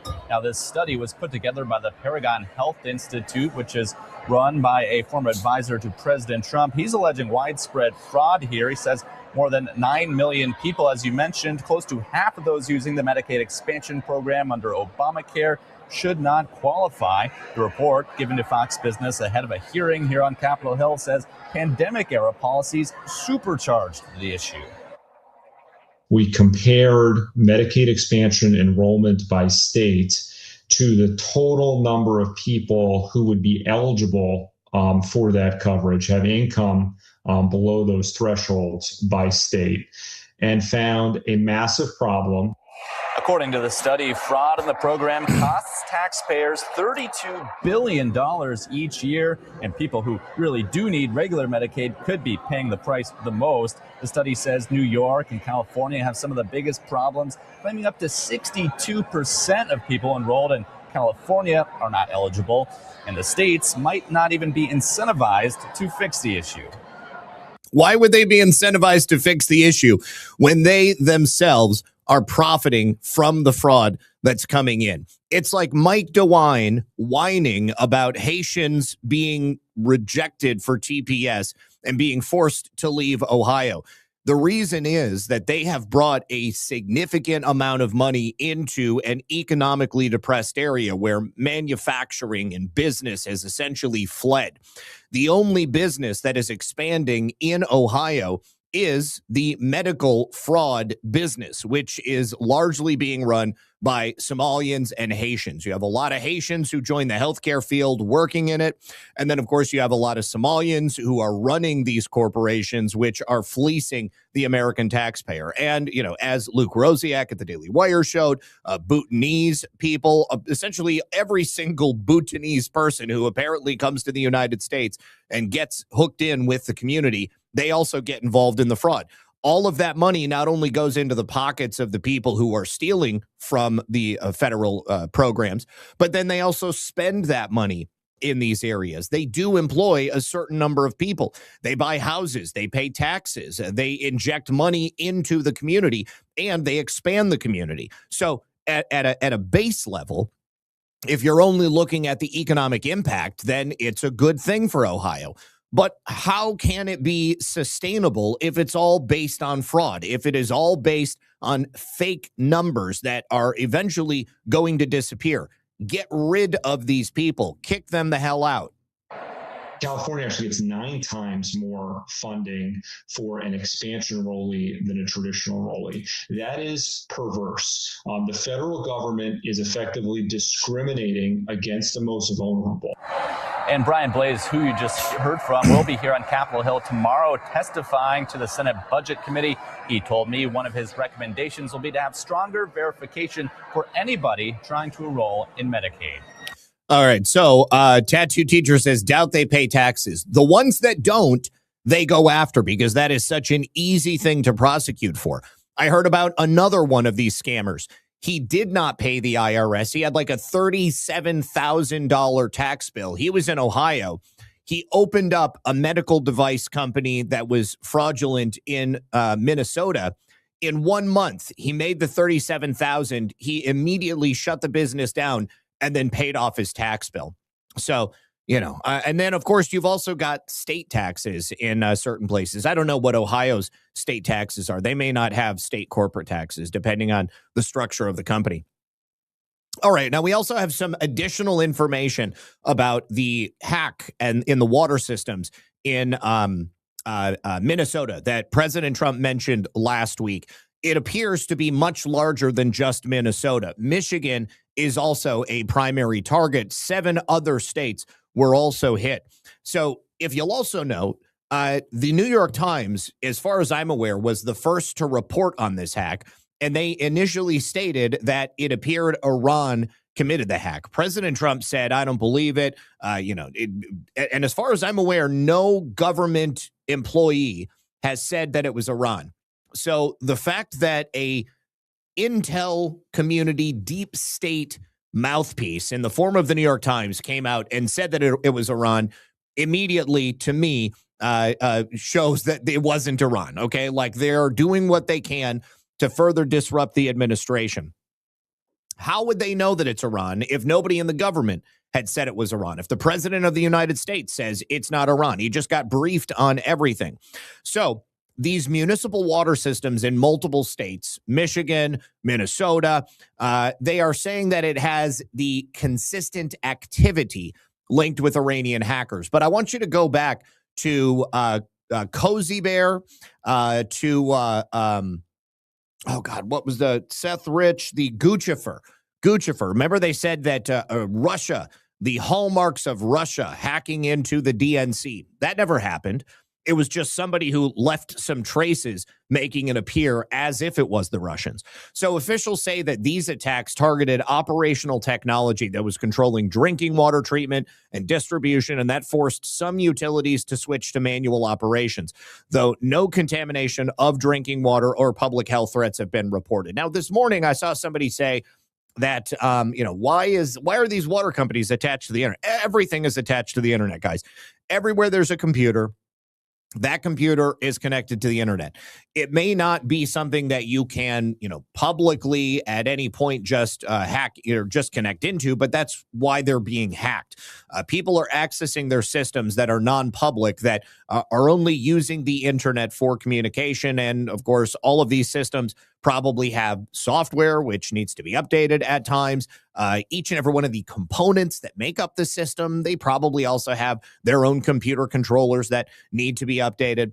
But investigators are now probing to determine whether or not this activity seen last week is the work of Iranian hackers. I doubt it is, but U.S. sources and sources familiar with the incident are stating that the investigation is ongoing, according to CBS.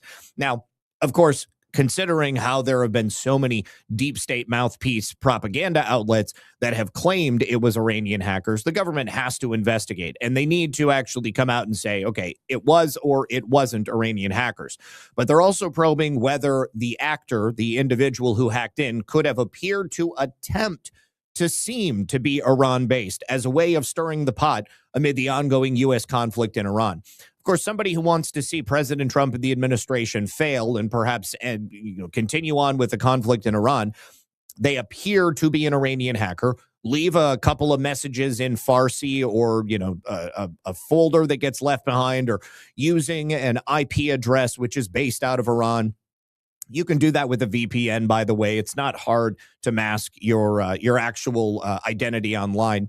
And then that ends up coming up in the negotiations, and it makes things more difficult. But the FBI reported incidents in at least 7 states, but not all of them have been identified. However, Saturday, we had Michigan join Minnesota in reporting that the cyber attacks took place on their state water systems, and an official have said that all systems were operating safely. Minnesota appears to be the hardest hit. More than 30 municipal water utilities were affected, while Michigan officials described a much smaller number of reports, around 9 systems, and malicious activity matched federal warnings. Now, my real question is, what's going on in Minnesota that made it possible for so many locations to be hit simultaneously? Do their IT departments, who would manage all of this internet infrastructure at these municipal water outlets, are they based in Minnesota, or are they working remotely from Pakistan or from India or something? If they are based domestically, are they people who are actually educated and professional, skilled at their jobs, or are they simply DEI hires? Do they have a bunch of blue-haired Reddit mod neckbeards that are working at these locations because it's Minnesota? And of course, you are rewarded for being as wild and out there as you can possibly get. So the FBI, along with the Cybersecurity and Infrastructure Agency, has been fully engaged, and intelligence assessments point to Iran in some regard as a likely suspect, based on a long-standing pattern of targeting American water and wastewater infrastructure. One of the more serious incidents occurred in the small Minnesota city of Brahman, where attackers succeeded in shutting down controls for a well and the water treatment plant, which left roughly 1,700 residents temporarily dependent on stored water in the city's tower. Now, local crews also isolated that compromised system. They restored a backup, and they brought the plant back up online within 90 minutes. So it wasn't a huge inconvenience. Michigan's Department of Environment, Great Lakes, and Energy stated that all affected systems continued to operate safely after local operators addressed the issue, with Communications Director Dale George emphasizing there were no known impacts that posed a public health concern. Signs of the hacking campaign have been detected in at least 7 different states, and they follow a joint advisory from the FBI, CISA, and partner agencies warning of Iranian actors targeting the water sector. Unfortunately, locally managed utilities often lack the resources and specialized expertise to defend against sophisticated state-sponsored cyber operations. Now, a wire from Nerve News notes that the incidents expose a persistent national security liability. Locally managed public utilities that lack the budget and technical expertise to defend against state-sponsored cyber warfare. While the federal government spends billions on foreign military engagements, American towns remain reliant on water treatment facilities where a single breach can take a plant offline. Now, I am immediately reminded of the incidents that we've seen where members of Antifa have gone out and done reconnaissance on public utilities, energy generation plants, water treatment plants, because they would be looking to sow this type of havoc and perhaps bring down these essential services.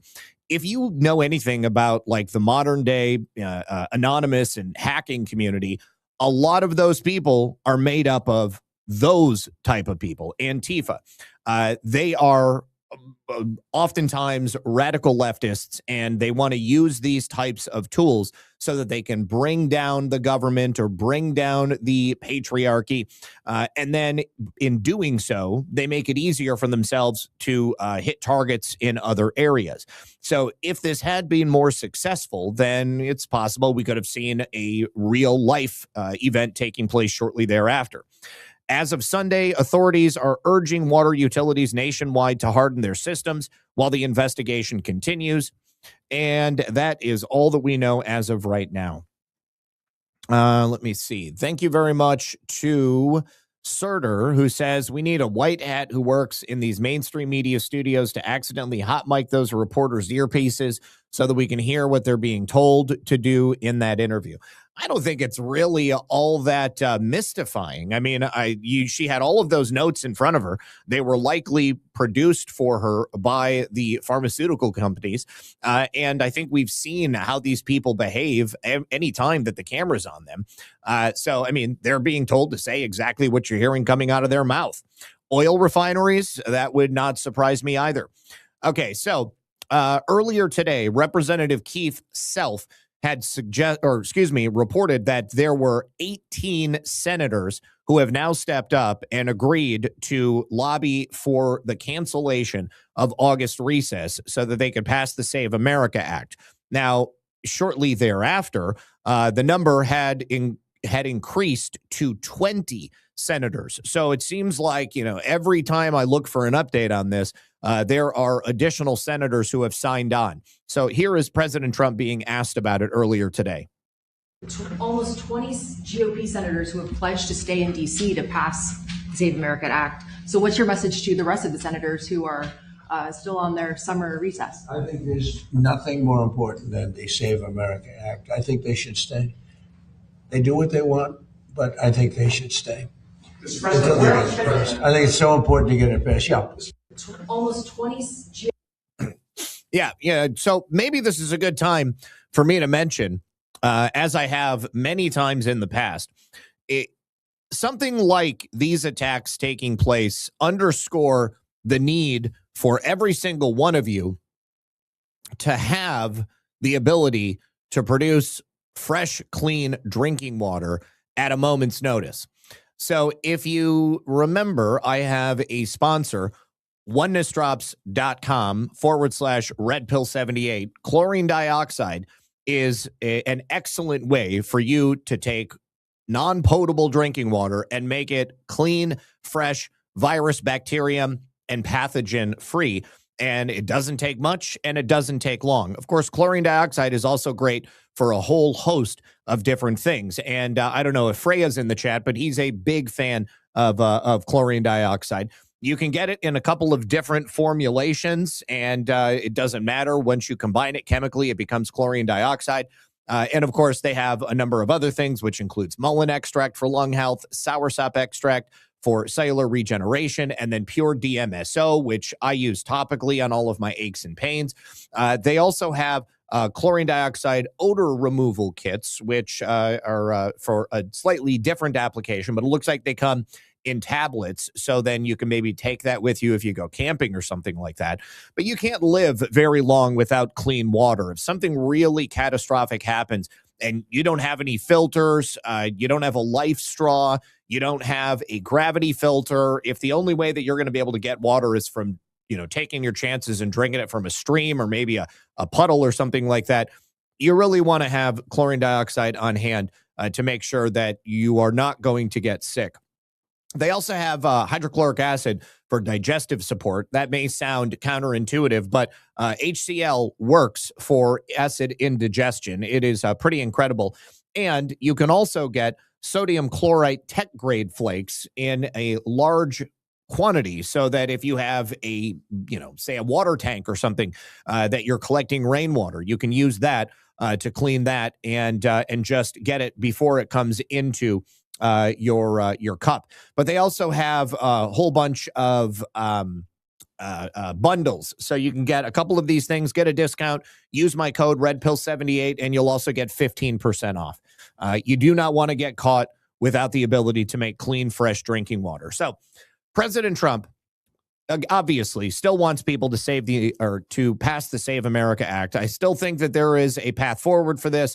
Whether or not Thune is going to allow these people to stay in and not go on vacation, only time will tell. But every time I open the news, I see another reason why it makes sense to protect American elections. Now, in Arizona, a man from California was just arrested in Scottsdale. These are felony charges because U.S. postal inspectors caught him stealing mail. Guess what? He was stealing unvoted mail-in ballots. He was breaking into a USPS collection box. So the suspect is a 26-year-old by the name of Richard Anthony Ramos Jr. He's from Stockton, California. He was arrested on July 21st, and he had several ballots in his car. The primary elections in Arizona were held on July 21st. So that means that it's highly possible that Mr. Ramos disenfranchised at least several Arizona voters. Was he the only person who was out there stealing ballots? Probably not. I tend to believe that we are not seeing coordinated efforts by many different people. We only see a couple of cases because they're the only ones who are actually getting caught. Now, the scheme reportedly involved using a cardboard box into the collection bin to trap the outgoing mail, and then he would fish that out. And it's unclear whether or not his target was the mail-in ballots or what he intended to do with them, but investigators believe that Ramos has been stealing mail since at least May. If I had to guess why they put that date on it, they probably found mail dating back to May in his vehicle. Let's take a listen to the local coverage.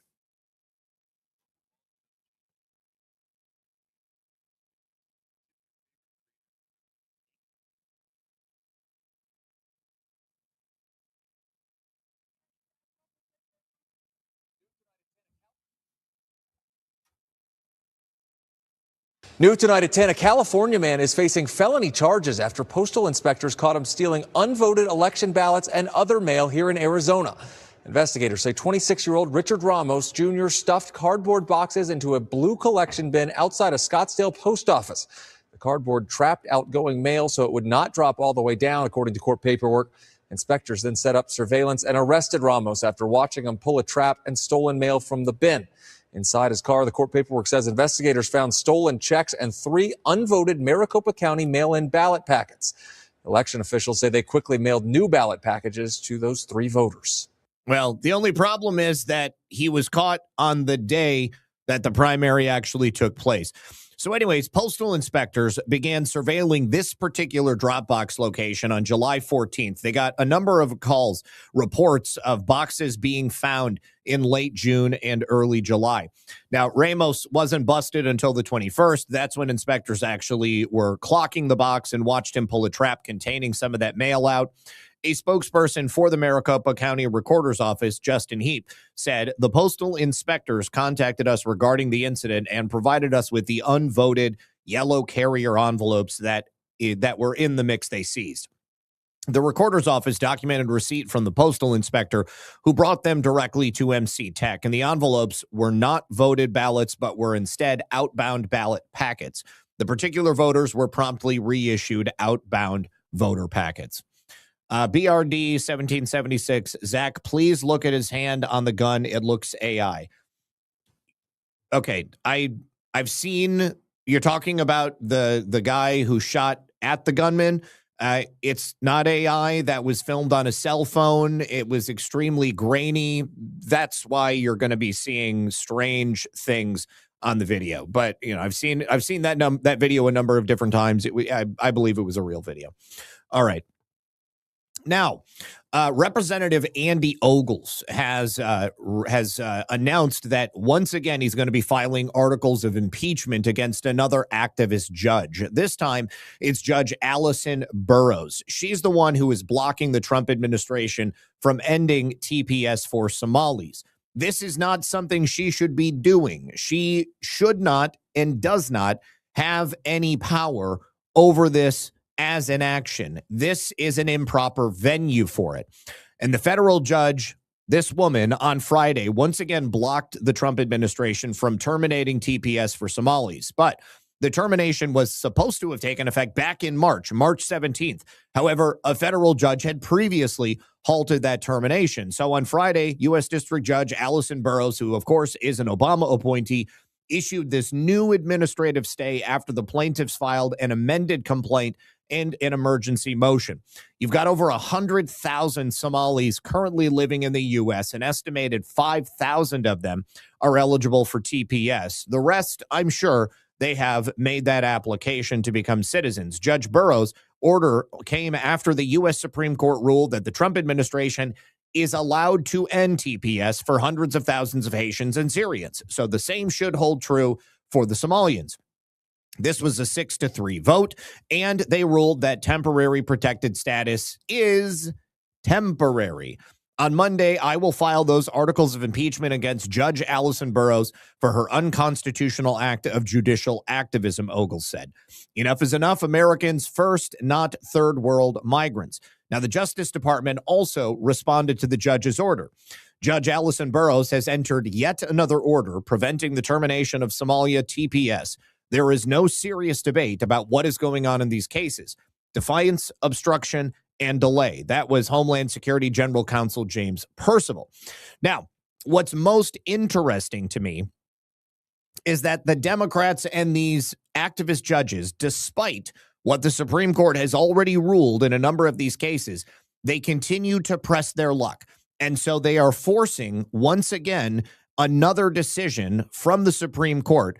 And this decision is going to back up the first decision, only it's going to be far more damaging, and they will need to be a hell of a lot more explicit.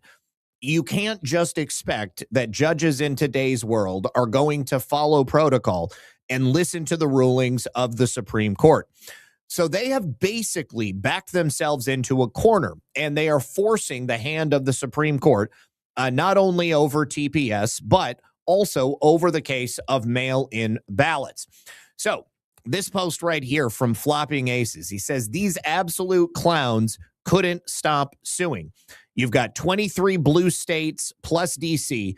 sprinting to the Obama-appointed hack Indira Talwani in Massachusetts to get President Trump's ballot tracking order frozen. This is in regards to the mail-in ballot tracking.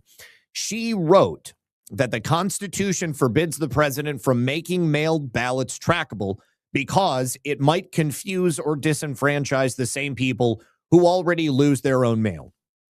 If you lose your own mail that often, then maybe you shouldn't be voting. However, her ruling is flawed at the start. She says the First Circuit then rubber stamped that garbage like the partisan bootlickers they are. But that's not enough. If you'll remember, they also filed a similar case in Washington, D.C. This is what they do. They go to multiple venues, multiple districts. They seek to get multiple orders from different areas of the country. And then they have a stronger legal argument by which, if they need to, they can go ahead and fight all the way to the Supreme Court. Or they're hoping that people are just going to give up. But The same NGOs and blue state attorney generals who filed the first order in the first district filed a second lawsuit in D.C. because they wanted extra insurance. And this is where they really screwed up, because the D.C. circuit generally should be fairly liberal, which would mean that they would be sympathetic. They also knew about the order in the first district, but the D.C. circuit and the D.C. court turned around and said the exact opposite of Indira Talwani in the first district. The challenge was premature, the rules were not final, and the real harm was to the administration. Instant circuit split, which again means that SCOTUS must take up this case and they must make a ruling which will cover all circuits across the United States.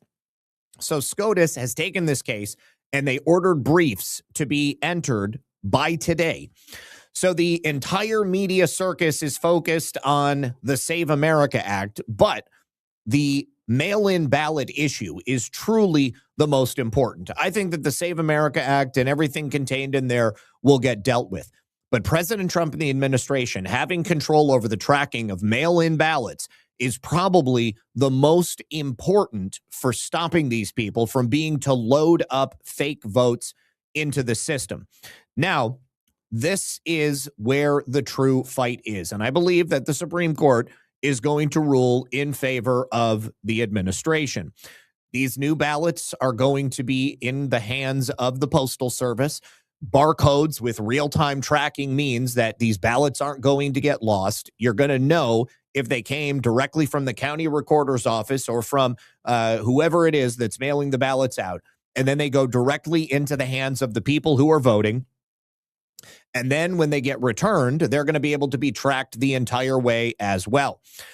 And if you have a person who is simply a name on an unclean voter list, they're not going to be able to cast a ballot either in their name or on behalf of somebody else, because the U.S. Postal Service is simply going to refuse to carry those ballots in the first place. The official election mail logos already work on things like Amazon packages.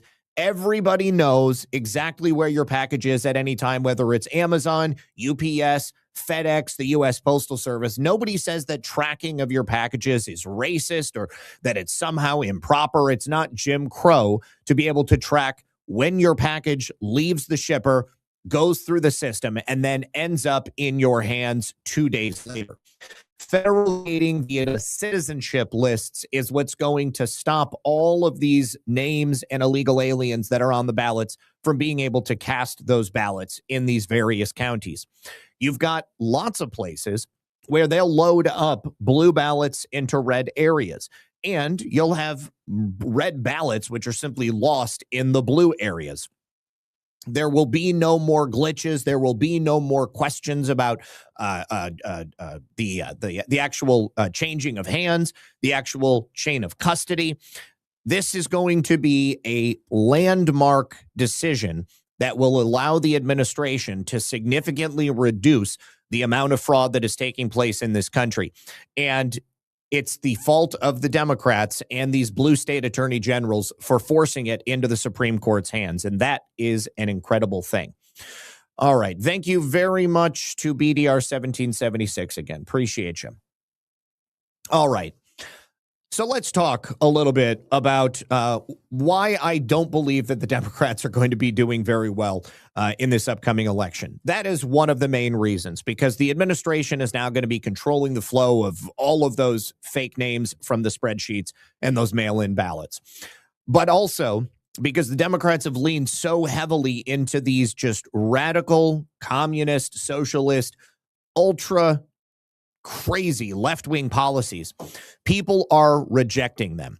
And you see it in every single day. You know, people are finally starting to pay attention to what we've been saying for the longest time.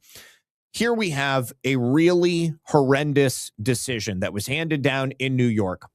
It's bad enough that we have illegal aliens that get set free. It's bad enough that you've got people who are committing heinous crimes, end up not serving any jail time. But when you see something like this, it makes your blood boil. You have a set of parents in New York State they quite literally starved their baby to death. The baby was only 75 days old. Now, in a proper judicial and legal system, these parents would spend a significant amount of time in prison. I mean, think about the father of that school shooter recently. That kid, the dad bought his son a gun for he and the son to go target practice shooting with, and that kid used that gun to go kill a couple of people at school.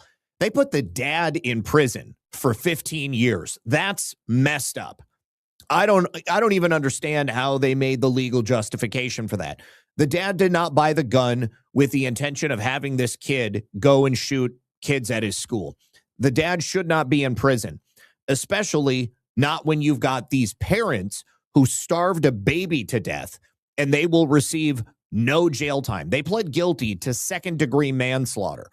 I've seen people spend, close to 2 decades in prison for something like second-degree manslaughter.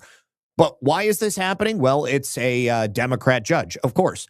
Court documents reveal that London Gonzalez, a 2.5-month-old baby, was found dead at an apartment in Cheektowaga, New York, after paramedics responded to a call for an unresponsive child on July 7th, 2023. So the baby was born at a healthy weight on April 20th that same year. During follow-up appointments, a medical provider said she was concerned about the baby's inability to gain weight and told the parents to increase the amount of formula that she was receiving. While she was 6 pounds, 8 ounces at birth, she was only 8 pounds, 4 ounces at the time of her death. Furthermore, the parents had skipped the last follow-up appointment on May 8th. That was 30 days before her death. If they had gone in, that baby would probably still be alive. Officials ruled was due to malnutrition and dehydration. There's only one way that a baby is going to be malnourished and dehydrated: if you're not feeding it. Her parents, Louis Gonzalez Jr., 26, and Katrina Udrea, 23, both of Buffalo, New York, were charged with manslaughter. They both pled guilty in May. The investigation determined that the defendants, while acting in concert with one another, meaning they were acting intentionally together, they recklessly caused the death of their infant daughter. As we advised in court, the district attorney said, this crime was not a brief lapse in judgment or a single poor decision, but the intentional withholding of nutrition for several weeks for their own baby. The cries of their hungry newborn and the advice of medical professionals fell on deaf ears. At the sentencing, Judge James F. Bargnesi said their behavior was absolutely outrageous and absolutely inexcusable. This was not only the highest sustainable charge, according to the DA's office, but the sole count of the indictment, one that could lead up to 15 years behind bars for each parent. And the judge at sentencing gave them 5 years of probation and 45 days in jail. And of course, again, he's a Democrat. So perhaps the parents would have gotten off lighter if they pleaded to practicing medicine without a license. This is essentially murder. Murder. Now, this is something that you see over and over again across regions of the country that are controlled by leftists. Whether it's the DA, I'm surprised the DA in this instance tried to put these people in prison. But the judge is really the arbiter of what the true punishment is going to be at the end. And I cannot understand a world where this judge deemed that these parents did not deserve to go to prison. And I'm sure if you look at the history of this judge, you're probably going to find a lot of other things. And the district attorney, again, is also a Democrat. He was elected by a 19-point margin in 2024, and he's going to be the DA until 2029. And he thought that this was the highest supportable charge and did not get a day of extra jail time, even though he got the parents to plead guilty. I just don't understand. So you think about this happening. And this is why these people cannot govern, because they are insane. And on that note, this is what the Democrats have on deck for the voters this year. So first of all, on the upper left, you have a clinically diagnosed bipolar Asian chick with a history of self-harm who has been institutionalized in a psychiatric ward. She overdosed on lithium, And one of the things that she wants to do, besides getting rid of the Senate, is getting rid of Thanksgiving. Okay, then you've got James Tallow, the guy who loves trans kids. Recently, it was discovered that during the pandemic, he received a Dr. Fauci doll for Christmas. He posted it on social media. He also met his girlfriend at a gay bar. Are you sure she's not a dude? And then, of course, you've got the guy who replaced Graham Plattner. Remember, I told you last week, he's married to his second cousin, got her pregnant twice, and has not denied it when people have talked about it very recently. Oh, and then, of course, you remember Scott here from California. He's the guy who loves to go to events where these are pride parades, basically, in the state of California, where dudes piss on each other in a kiddie pool. They all are wearing assless chaps and no shirts with nipple clamps and chains and dog chains around their necks. And his claim to fame, his most well-known policy decision, is having worked to lower the age of consent in the state of California so that men can have sex with boys as young as 12 years old. He also decriminalized giving people AIDS. So if you have AIDS and you know it, and you have unprotected sex with somebody and you don't tell them that you have AIDS, that's no longer a crime, thanks to him. And he also supports allowing convicted pedophiles to run for school board. And then, of course, right here, you have a Haitian chick who thinks the United States is an effing disgrace. That's a quote. She wants to abolish all borders, all law enforcement, and she also wants to empty out the prisons. And then finally, in Michigan, you got a Muslim guy who believes the U.S. deserved 9/11. He's literally funded by the Muslim Brotherhood, and both his wife and father-in-law have got direct ties to terrorists. He's also a fake doctor. He calls himself a doctor. He went to medical school, but he never actually got licensed to be a doctor. This is who is at the top of the ticket in Democratic races all around the country. Will people vote for these people? Yes, undoubtedly. Undoubtedly. There will be people voting for them because you've got a third of the Democrat Party who identifies as Democrat socialists. This right here is the reason that I refuse to stop voting, because if I did not vote, then you guarantee yourself that there's no way these people are not going to get elected. Okay? Even if you don't have full faith in the electoral system, I implore you, please make sure that your vote is counted, that your voice is actually tallied. Now, I want to talk a little bit more about the Asian chick who spent some time in a psychiatric hospital, who causes herself self-harm, and then who actually overdosed on lithium and wants to get rid of the Senate and Thanksgiving. So this is a woman who's running for the governor position in Wisconsin. Her name is Francesca Hong. And in a 2023 interview with Meal Magazine, never heard of it, but that's fine. Oh, and she is actually the Democrat frontrunner. She's probably going to be the candidate after the primary.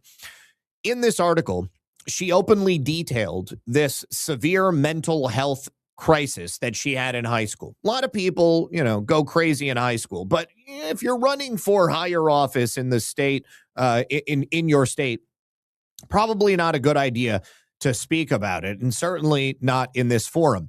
So Hong said she had a mental breakdown that landed her in a psych hospital for a week. She described intense numbness and emotional pain that led to self-harm by cutting.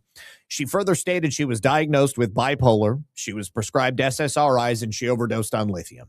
Now, I've known quite a few people who are bipolar, and they can be wonderful people. But I do not want someone with bipolar disorder, 1 or 2, or atypical, to be running the state. I simply think that it is not a good idea. Anyways, in typical liberal fashion, Hong tried to paint herself as a victim in this interview. She blamed her crisis on feeling like an outsider because she was the daughter of Korean immigrants. Hong is a self-described Democratic socialist. She's endorsed by the DSA. She has now surged to the top of recent polls in Wisconsin's crowded 2026 Democratic primary for governor. Wisconsin, of course, is a swing state that has delivered razor-close elections and shown strong support for Republican candidates in recent cycles. But, of course, they have a major problem with mail-in ballot fraud there. Despite her current efforts to soft pedal her record while attempting to court working class and Trump voters, her past positions and legislative record paint a very different picture. You've got old posts from her online that show her repeatedly calling to defund the police. She declared, "I support defunding the police as a first step towards abolishing the police," and also stating, "Police exist to uphold white supremacy. Defund, then abolish. Reform can't be an option." She also is all about abolishing ICE. She demanded that ICE get out of Wisconsin, ICE out of the street, and, of course, abolish the Senate. Now, when she and her team were asked about that statement to abolish the Senate, her campaign manager said, "I have found no such instance of Miss Hong saying she wanted to abolish the Senate, and you'll never find anything." Well, it's still on her public Twitter profile. So anyways, let's hear it from Hong herself, just so you can see exactly what they are offering. Senate. You want ICE out of Wisconsin. I understand the abolishing ICE is something you probably still want, but you also said to defund the police 4 times. And you want to defund the police as a first step towards abolishing the police. Now, President Trump won Wisconsin twice. It is the ultimate purple state. I set my novel there for a reason. It is the place where you have to have the most appeal to both sides or to independent voters. Why shouldn't people take you at your word when you say that you want to defund the police and go towards abolishing it? Dana, first of all, I have to say thank you so much for featuring my home state in your novel.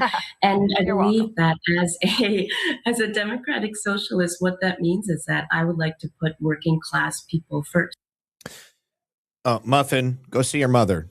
I can't help you right now.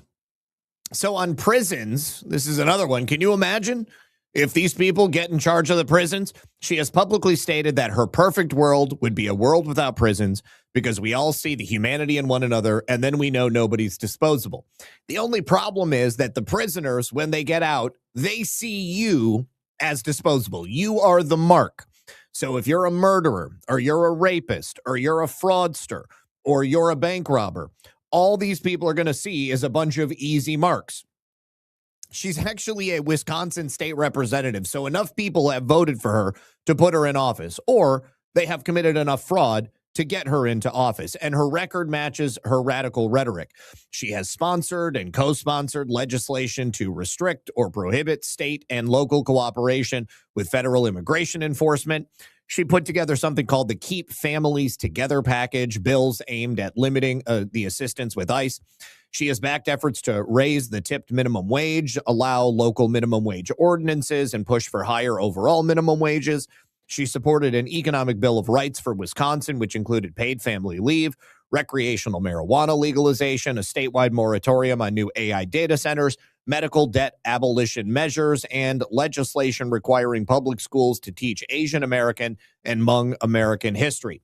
She has also advanced prison reform packages aimed at improving conditions in Wisconsin facilities. I don't see anything wrong with that, but take a look at her on the campaign trail. You once tweeted about defunding the police, and tonight you were asked whether you would sign that bill to defund the police, and you said no.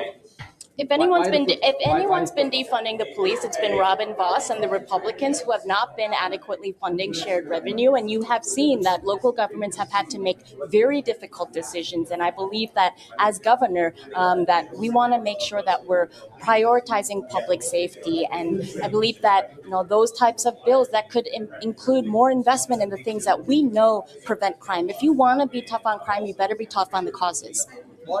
She's slick. You see that?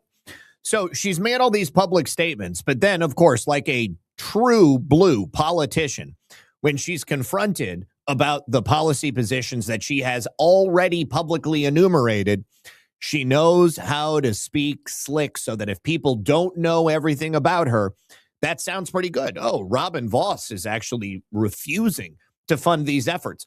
What would that extra money do? Well, she would, like we've seen in areas past, she would be responsible for moving those dollars into things that are obviously not going to keep people safer. These social workers that they send out without weapons, they are also easy marks. Those people are not going to stop crimes from taking place.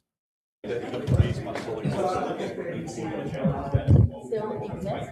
Because the reality of this moment and the types of public safety systems that we have, I want us to be sensible and realistic, but we know now that the billions invested in the criminal legal system is not working. We are spending on incarcerating an individual more than tuition for UW-Madison. That, this is about making sure that local law enforcement is working with community, that we are taking resources from the state and investing in things like public education, victim services, out of school programs for our kids to go and have a great, be able to be themselves. These people have created the poverty that you see in inner cities by taking business and industry and offshoring it. They have created the problems with drugs and alcohol by bringing it into these areas, these so-called vice businesses. Public education is a total failure across the nation. You see kids who don't know how to read, write, do math. They're not learning anything that is preparing them for when they get out. In a communist situation, which is what she basically would love to see implemented, people would basically just be forced to work for no money. Everybody puts in, but of course, nobody has an incentive to do anything more than the bare minimum. And of course, she doesn't like white people. She has called to cancel Thanksgiving, and her lack of experience in a failed business that her parents had owned, they had to bail her out and pay off her debt. Francesca Hong has destructive views for America. Her socialist policies are to destroy America and the Constitution. She's a college dropout that worked as a dishwasher in a restaurant, then started a business that failed, and her parents paid off her debt she was being sued for. To say her qualifications are lacking is an understatement. A resurfaced 2020 tweet from Wisconsin State Representative Francesca Hong said that she's the Democratic Socialist running for governor. She said, cancel Thanksgiving, should have done this in 1621. She called it a celebration of colonialism and an original super spreader event tied to the pandemic. She has been mocked online for that, and her campaign has not directly addressed it. But beyond that tweet, and a few other things came up. In 2019, she posted about getting anxiety at a Culver's in Black River Falls because there were too many old white people. That didn't go over well in Wisconsin. She's also reportedly called for defunding the police as a step towards abolishing them, saying that they uphold white supremacy. She was sued for nearly $30,000 in credit card debt from her closed restaurant, and her record's thin for her government office. She's got no experience in the executive, no budget to manage, just 6 years in the state assembly. And she also was a big pusher of the Green New Deal for Wisconsin and police abolition bills that went nowhere. Her only real win was a minimum wage hike for tippers. So you can see this is what they are pushing. Now, also, Alyssa Slotkin, of course, she's running to keep her seat. Mike Rogers is endorsed by President Trump in Michigan, and he seems to be doing okay. He has held office in Michigan before. He used to represent me. I didn't really care for him personally, but I think anything is better than a CIA stooge. I've often said, once CIA, always CIA. She was a CIA analyst. Her life is a construct. They put her into the Senate so that the CIA could have a position in the Senate over and above just blackmailing people who hold elected office. But take a look at this. This is the closest thing that you are ever going to see to confirm what I've always said about her, that she never left the CIA. So so she was on the campaign trail, and she made a name for herself when her Republican tracker, who at that point had followed her for months, asked her on camera what her take was on Medicare for all. Now, she didn't answer the question. Rather than answering, this former CIA analyst and member of the intelligence community under President George W. Bush and Barack Obama replied with a question that spooked the Republican operative who was following her. She said, how are Sloan and Leroy?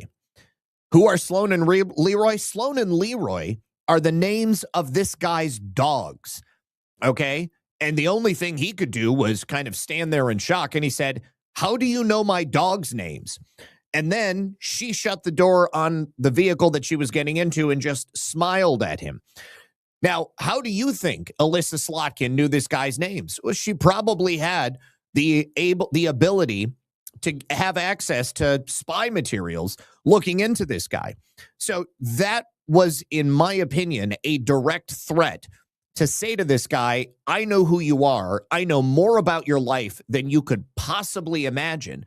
And she has access to that information because this woman is still an analyst for the CIA, working for the CIA. Now, California is undoubtedly going to get worse because of their embracing of radical left-wing policies. They've already sent tons of people packing. They're filling up those vacancies with illegal aliens, and now they have a billionaire tax that they're going to be voting on in November. So this tax has cleared a major political hurdle only after this weekend because it won the endorsement of the California Democratic Party. The endorsement provides momentum to this initiative just a couple of months before it gets voted on at the ballot box. The proposal secured the 60% threshold required for the party's endorsement during a meeting of hundreds of Democrats in San Diego.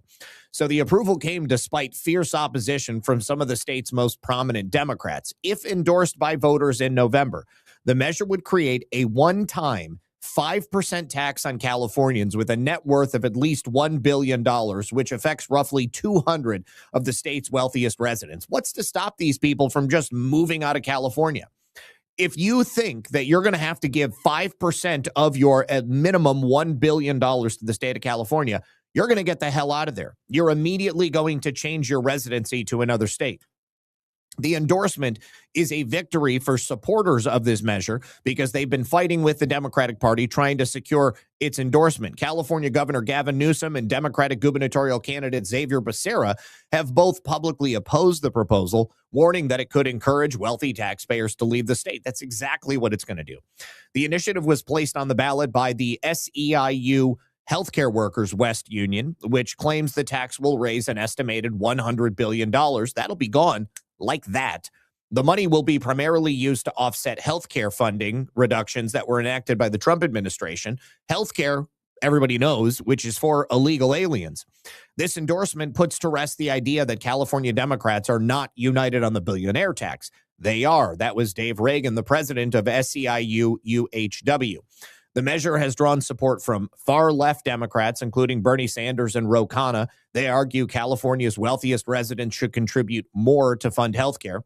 The California Teachers Association, California Professional Firefighters, and several billionaire donors have also lined up against the proposal, arguing it would damage the state's economy and investment climate. And according to the Wall Street Journal, both supporters and opponents mounted aggressive lobbying campaigns ahead of this weekend vote.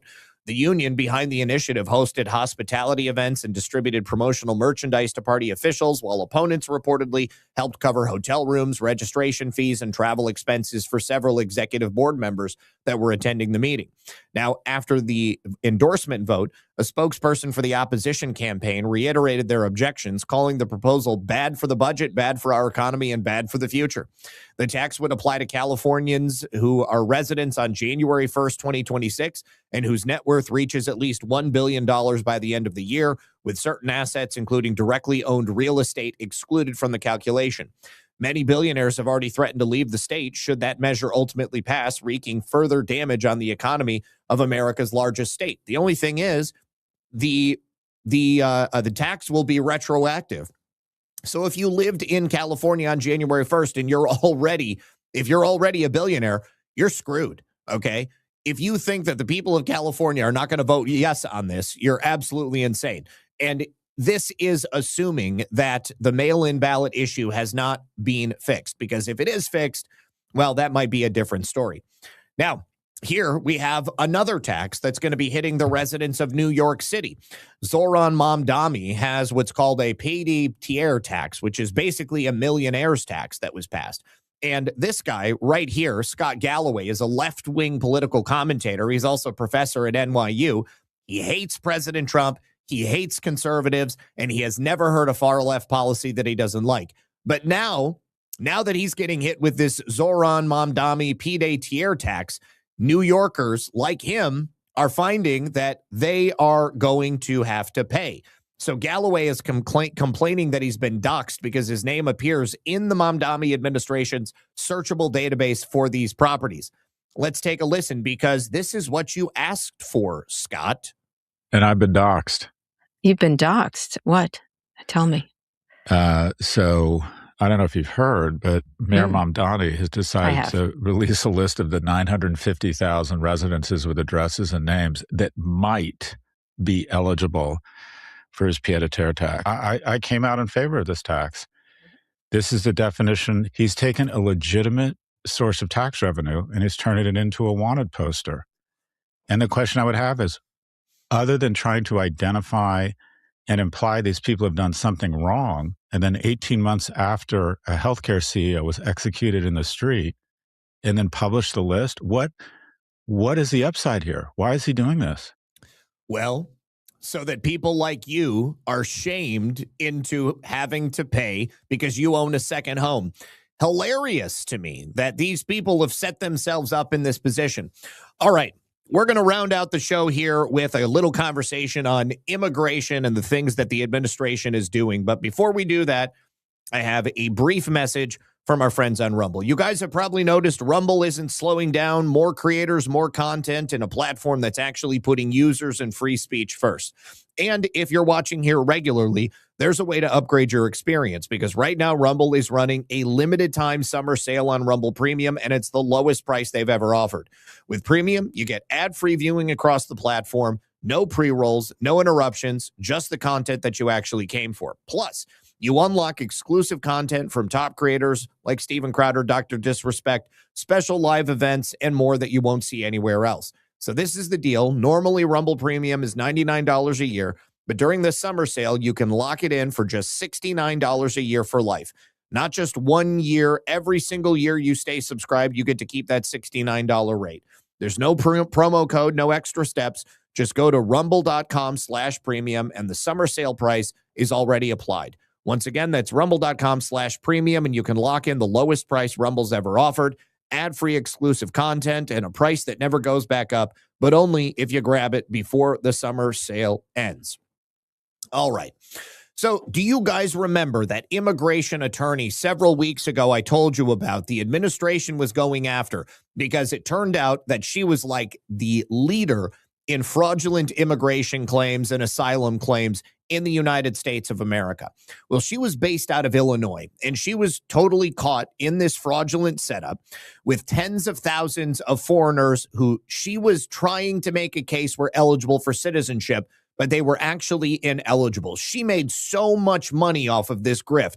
She bought a pink private jet. She bought a $3 million condo in Chicago. She bought a $3.2 million luxury condo in Seattle. She has houses in Mexico. She's got multiple other homes around the country.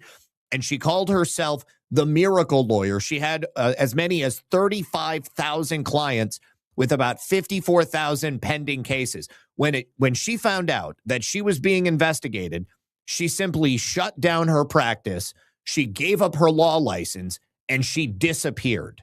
Alexandra Lozano promised a pathway to citizenship for tens of thousands of people, a self-described miracle lawyer, according to a new lawsuit.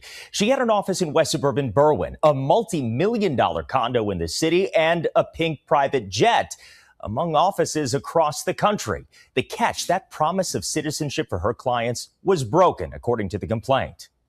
We had been hearing rumors for years about problems with how those cases were being handled, rumors that things were being fabricated to make people eligible when they were not otherwise eligible. Vicente Omar Barraza represents dozens of clients in this lawsuit out of Washington state who claim they were conned out of tens of thousands of dollars by former immigration attorney Alexandra Lozano. They're only some of the 35,000 clients Lozano represented over the past 5+ years, according to the suit. Immigration attorneys tell the I-Team Lozano made millions of dollars and lived high on the hog with a $3 million condo in Chicago and this pink private jet to ferry her across the country. When you go around calling yourself the lawyer of miracles, people don't look at the fine print. Lozano co-opted the potent religious symbol of the Virgin of Guadalupe in her marketing, calling herself the miracle lawyer, when in fact, she was charging some vulnerable clients tens of thousands of dollars to file falsified immigration papers under the Violence Against Women Act, or alleging her clients were victims of human trafficking, regardless of whether they qualified for that relief, according to the complaint. That's all we've been seeing for the last probably month are just these victims coming in because now they don't even know if they have a case. Chicago immigration attorney Kathleen Vannucci telling the I-Team she's seen a flood of former Lozano clients coming to her practice asking for help. When the Washington State Bar Association opened an investigation into Lozano, she voluntarily gave up her law license rather than face discipline and promptly disappeared. This is a video of Lozano's desolate Berwyn office days after her practice ceased, with dozens of cubicles empty. They're panicking because the problem right now is that some of them didn't know what was going on in the application. If you withdraw the application or that application is denied, you are going to be transferred to immigration court for removal proceedings. So every single one of those people is now being transferred to immigration court. This is what you have to choose from. Either communists and open borders, or trying all you can to make America great again. So here is an illegal alien who just finished a federal prison sentence for re-entering the country illegally. Now he's about to be deported a third time. He was also responsible for killing a Marine on a highway in Maryland in a hit and run back in 2017. His name is Martin Martinez Bolinas. He's from Mexico. He came here illegally as far back as 2012, and federal authorities explained he was convicted of being involved in this tragic hit and run that killed a U.S. Marine, James Ray Walden III. He was only 21 years old, and he was on a motorcycle. So the father of this U.S. Marine that was killed in the hit and run involving this illegal immigrant is speaking out after federal authorities arrested this dude for a third time and now is finally deporting him. Martin Martinez Bolinas, he's 38, a Mexican national. He was arrested by ICE on July 22nd as he was leaving federal prison for illegally entering the United States. He now faces his third deportation, and federal authorities say that he was convicted in connection with this death of the U.S. Marine in 2017. He was deported in 2020. Then he tried to re-enter in 2021 in Texas, and he got a 15-month prison sentence. ICE deported him again in 2022, and then he re-entered again because of the weak border from the last administration. He was arrested again in Maryland in December of 23. So now the ICE is finally getting him out of here, and he's not going to be able to come back in. He was driving without insurance. He was driving without a license. He was driving carelessly, and it led to this head-on collision with Mr. Walden's motorcycle.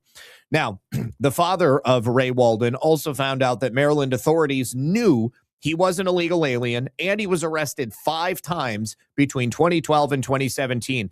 But every single time, Maryland let him go. This is something that never should have happened. So, under President Trump, immigration courts are right now issuing a record number of removal orders at a record pace, growing the pool of deportable aliens, and this is because of the mega hearings that they are holding. I've talked to you about this before. They basically pack the courtroom with illegal aliens on a single docket, and then the immigration judge rules on them and gets them out of here faster than ever before. Asylum grantees are pretty much at zero. Take a look at this. Go back to 2024. You just had over 20,000 deportations when things started out. As soon as President Trump comes in, those deportations begin to rise.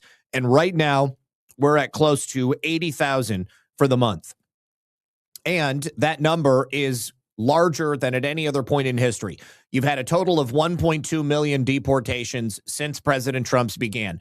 They are not giving people a second chance. If you don't show up, automatic deportation. If you show up and there's anything amiss with your paperwork or with anything that you've done, automatic deportation. Now, take a look at this. This is really enraging to me. And I talked about this a little bit this morning with Brian. People like Representative, what is his name? Representative Pete Sessions. He's a Republican from Texas. He is one of those people that is signing on, suggesting that we need to grant asylum to foreign workers who are here illegally working on farms and stuff like that. There is already a visa process for guest foreign workers to come here legally, perform work legally, and then go home. The people who have come here illegally and have set up shop, they are driving up housing prices. They are driving up insurance prices. They are making the roads less safe. They are committing crimes. They are stopping Americans from being able to get jobs. And the companies that are hiring them are doing it because it's tantamount to slave labor. They do not want to pay Americans what they're worth. Now, he's on here saying that we need to give these people asylum because otherwise we're not going to have anybody to pick our crops. We're not going to have anybody to do all these jobs. But the person speaking with him does exactly what I would have done. There is a big difference between hiring workers legally and saying that we need to give dangerous criminal illegal aliens amnesty because otherwise there would be nobody to fill those positions. I wholeheartedly reject that. And I don't think that we need to continue to act like living in a world where your family members can be killed by a drunk illegal alien, and that's okay. And we should reward them for that behavior. We are in a desperate position down here with operations of trying to get families. Congressman Sessions, I come from farm families myself in Northwest Georgia. Good. And to be honest with you, I'm all growing for it. corn is not worth the people in my family who have been T-boned by a drunk Mexican who came here illegally and the entire town turned a blind eye. It's your job to find an answer that doesn't leave us susceptible to being killed in the streets from drunk drivers that have never actually passed the driving test. We talk about on this channel all the time about truckers that don't have a legitimate driver's license that come here. Every little carve out that California makes, this is no better. This is no more moral. It's no more ethical. It's just different. It's different because it's your constituency, and I respect that. But as a congressman for the United States of America that goes in there and is one of 435 voting, you got to understand there are a lot of other sensitivities here other than just the farmers that are your constituencies. And please don't be condescending to both Tommy and myself about coming from farm families. I mean, we both do. And I would encourage you to look This that is up as not well. condescending. I led the effort to make sure with the Department of Transportation that we did something about those truck drivers that did not have proper identification. I led that several months ago. All we're trying to say here is if someone is if they're criminal, they'll get deported. I didn't say it was okay for us to have murderers here among us. They would not be eligible. They never would be eligible. Well, Laken Riley's murderer wasn't one until he was. Yeah. And that's the reason for the immigration argument. I do agree with that. That's the problem. I do agree with that. Yes. All right. So that's an excellent point. Okay. And I've said this on so many different occasions. People are not criminals until they actually commit a crime or until, more importantly, they're caught committing a crime. Listen to this. And he says again here that this is about getting enough foreign workers. As I have said, there is a legal process, but people like Pete Sessions have created the system where businesses are addicted to cheap, illegal foreign labor. That system is what has led to the deaths of people like Laken Riley. That system is what has led to these people getting CDLs in places like New York or Pennsylvania or Wisconsin or Maine, and then going out onto highways and killing troopers or killing innocent families. They have bred the situation that we currently live in. Congressman, this is about getting enough workers. Congressman, with all due respect, I'm from South Dakota, an agriculture state. I come from a ranching family, and I deeply resent the narrative that family farms and ranches must rely on illegal aliens, otherwise they won't be able to survive. There are a variety of reasons why our farmers and ranchers are perhaps struggling right now. I would love mandatory country of origin labeling. You mentioned foreign products. I certainly agree with you on that point. But to insist that we simply need to have illegal aliens that are willing to work for less, undercutting the American worker and the American farmers and ranchers and helping hands that could make a good living doing this, if not for the influx of illegal aliens on these farms and ranches. I'm sorry, but I deeply resent that. What do you say to the family farmers and ranchers who have a legacy of doing it the right way, who don't hire illegal aliens, and find your comments to be a little offensive to them? Well, first of all, you're the first person that's met that ever stated that. And that's why I wanted to play this for you, because it shows how out of touch somebody like Pete Sessions is. This is the first time anybody's ever suggested to you that there are farms out there that do not exclusively rely on illegal aliens to get their products out? Nobody has ever suggested to you that the anti-competitive system that's been created by cheap products being dumped into the American market has perhaps led to certain farms getting out there and trying to bring down costs by hiring illegal aliens? Are you serious? Have you really never gone around and talked to your constituents? Or are you making decisions, Pete Sessions, exclusively based upon how much money you're able to siphon out of the system? Because that's what it really seems to me to be going on here. We've got people running this country making decisions based upon their own pockets. Now, ICE is expanding their mass deportation apparatus to boost their record arrest rates achieved in both June and July. And they've signed contracts to reopen old prisons. Existing upgrades on facilities are being made, and they're purchasing new bed space that will help bypass sanctuary restrictions. There's been a major push on social media in the last week going after Mark Wayne Mullen, saying that he is dumping warehouses that were bought under Kristi Noem. It's true. Kristi Noem, when she was running DHS, she and Corey Lewandowski oversaw the purchase of a number of warehouses that were supposed to be converted into holding areas for illegals. The problem with those locations is that they were just warehouses. There was no HVAC. There was no framing. There were no cells that were built. There was no security. There was no plumbing. So in order to convert them into holding facilities for illegal aliens, it's going to take many, many more hundreds of millions of dollars, maybe more. And of course, those aren't going to be ready for, God knows how long. But we've got prisons and we've got facilities that are already built to hold people that are just out there and not being used. So instead of going with something that's not going to be ready for a couple of years, Mark Wayne Mullen is dumping the useless properties and instead putting that money into facilities that can immediately hold these people. That's the story, and people are not honestly reporting on it out there. Now, also, on the situation with H-1Bs, there are so many people out there on Reddit and on social media that are talking about their experience with H-1Bs because they are being caught by the federal government. Right here, the Department of Labor has just barred 4 more companies from bringing in people on H-1Bs, which means that more people are going to be rejected and they will not be able to come here.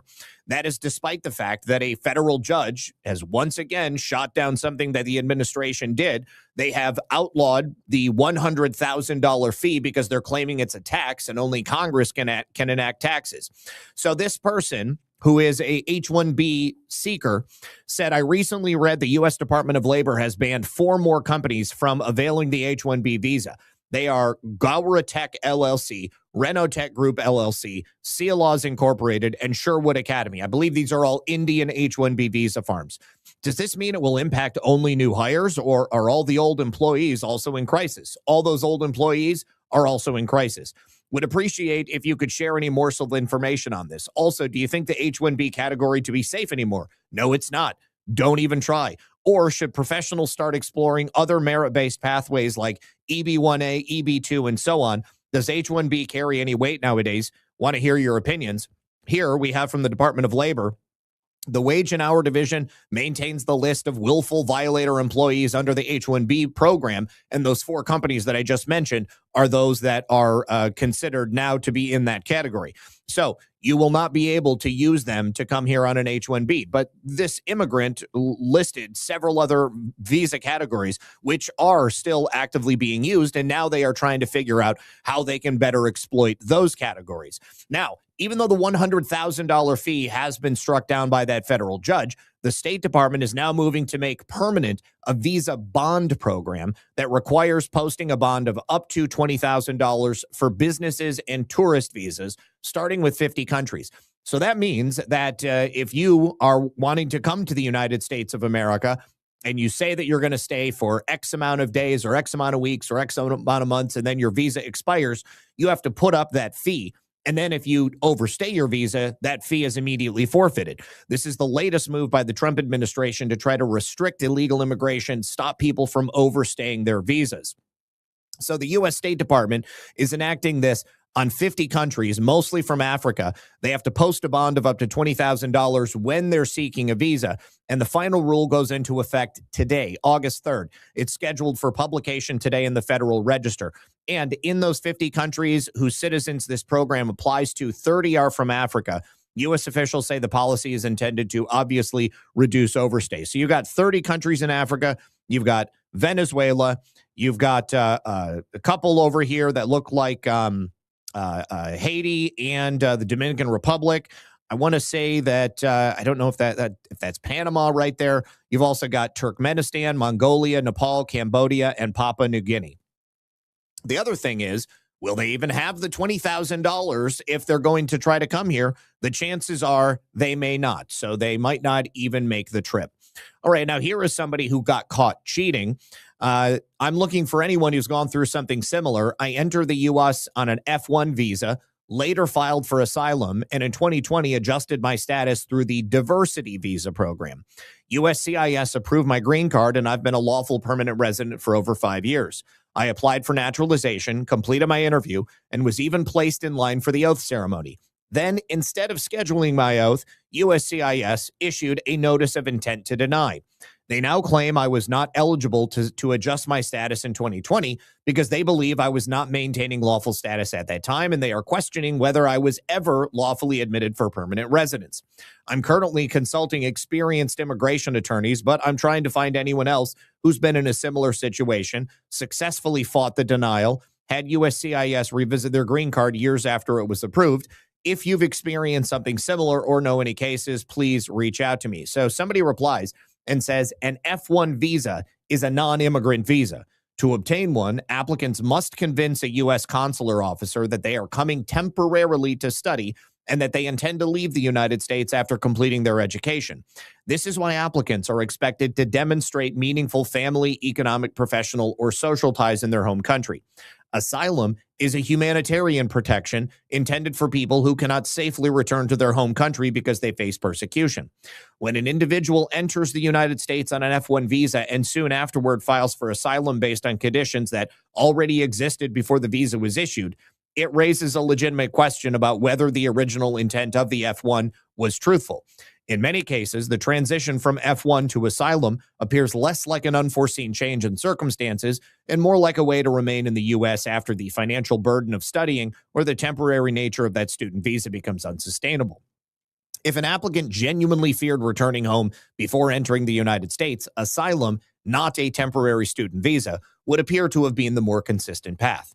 The asylum system exists to protect genuine victims of persecution, not to serve as an alternative immigration pathway for those who simply decide they no longer wish to return home after entering on a temporary visa. And so, yes, this is happening to people who adjusted status within the U.S. while pending asylum. It's been a gray area. The thing is that this used to work. People used to be able to do this, but now the USCIS is actually tracking what these people are doing, and they are not being allowed to get away with it. All right. Now, finally, naturalization is falling amid stricter rules and higher scrutiny in 2026. The Trump administration has fewer people who are being given citizenship because they are being tracked, such as the case that we just mentioned.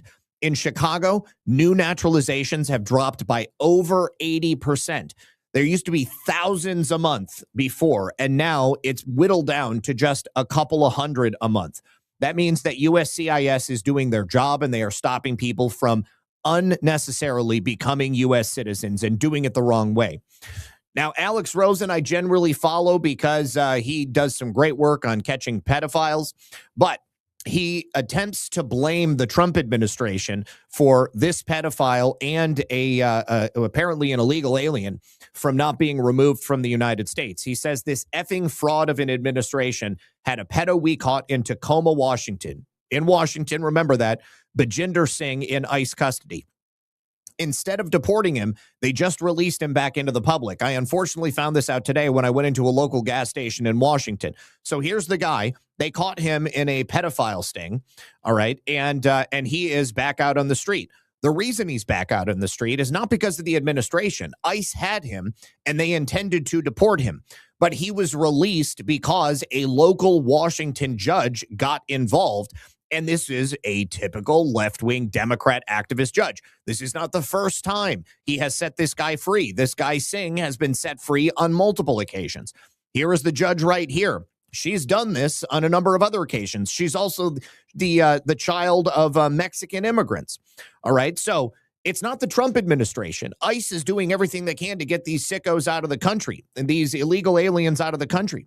But instead of being allowed to do so, you have these activist judges that are butting their noses in, and they are stopping the process from moving forward.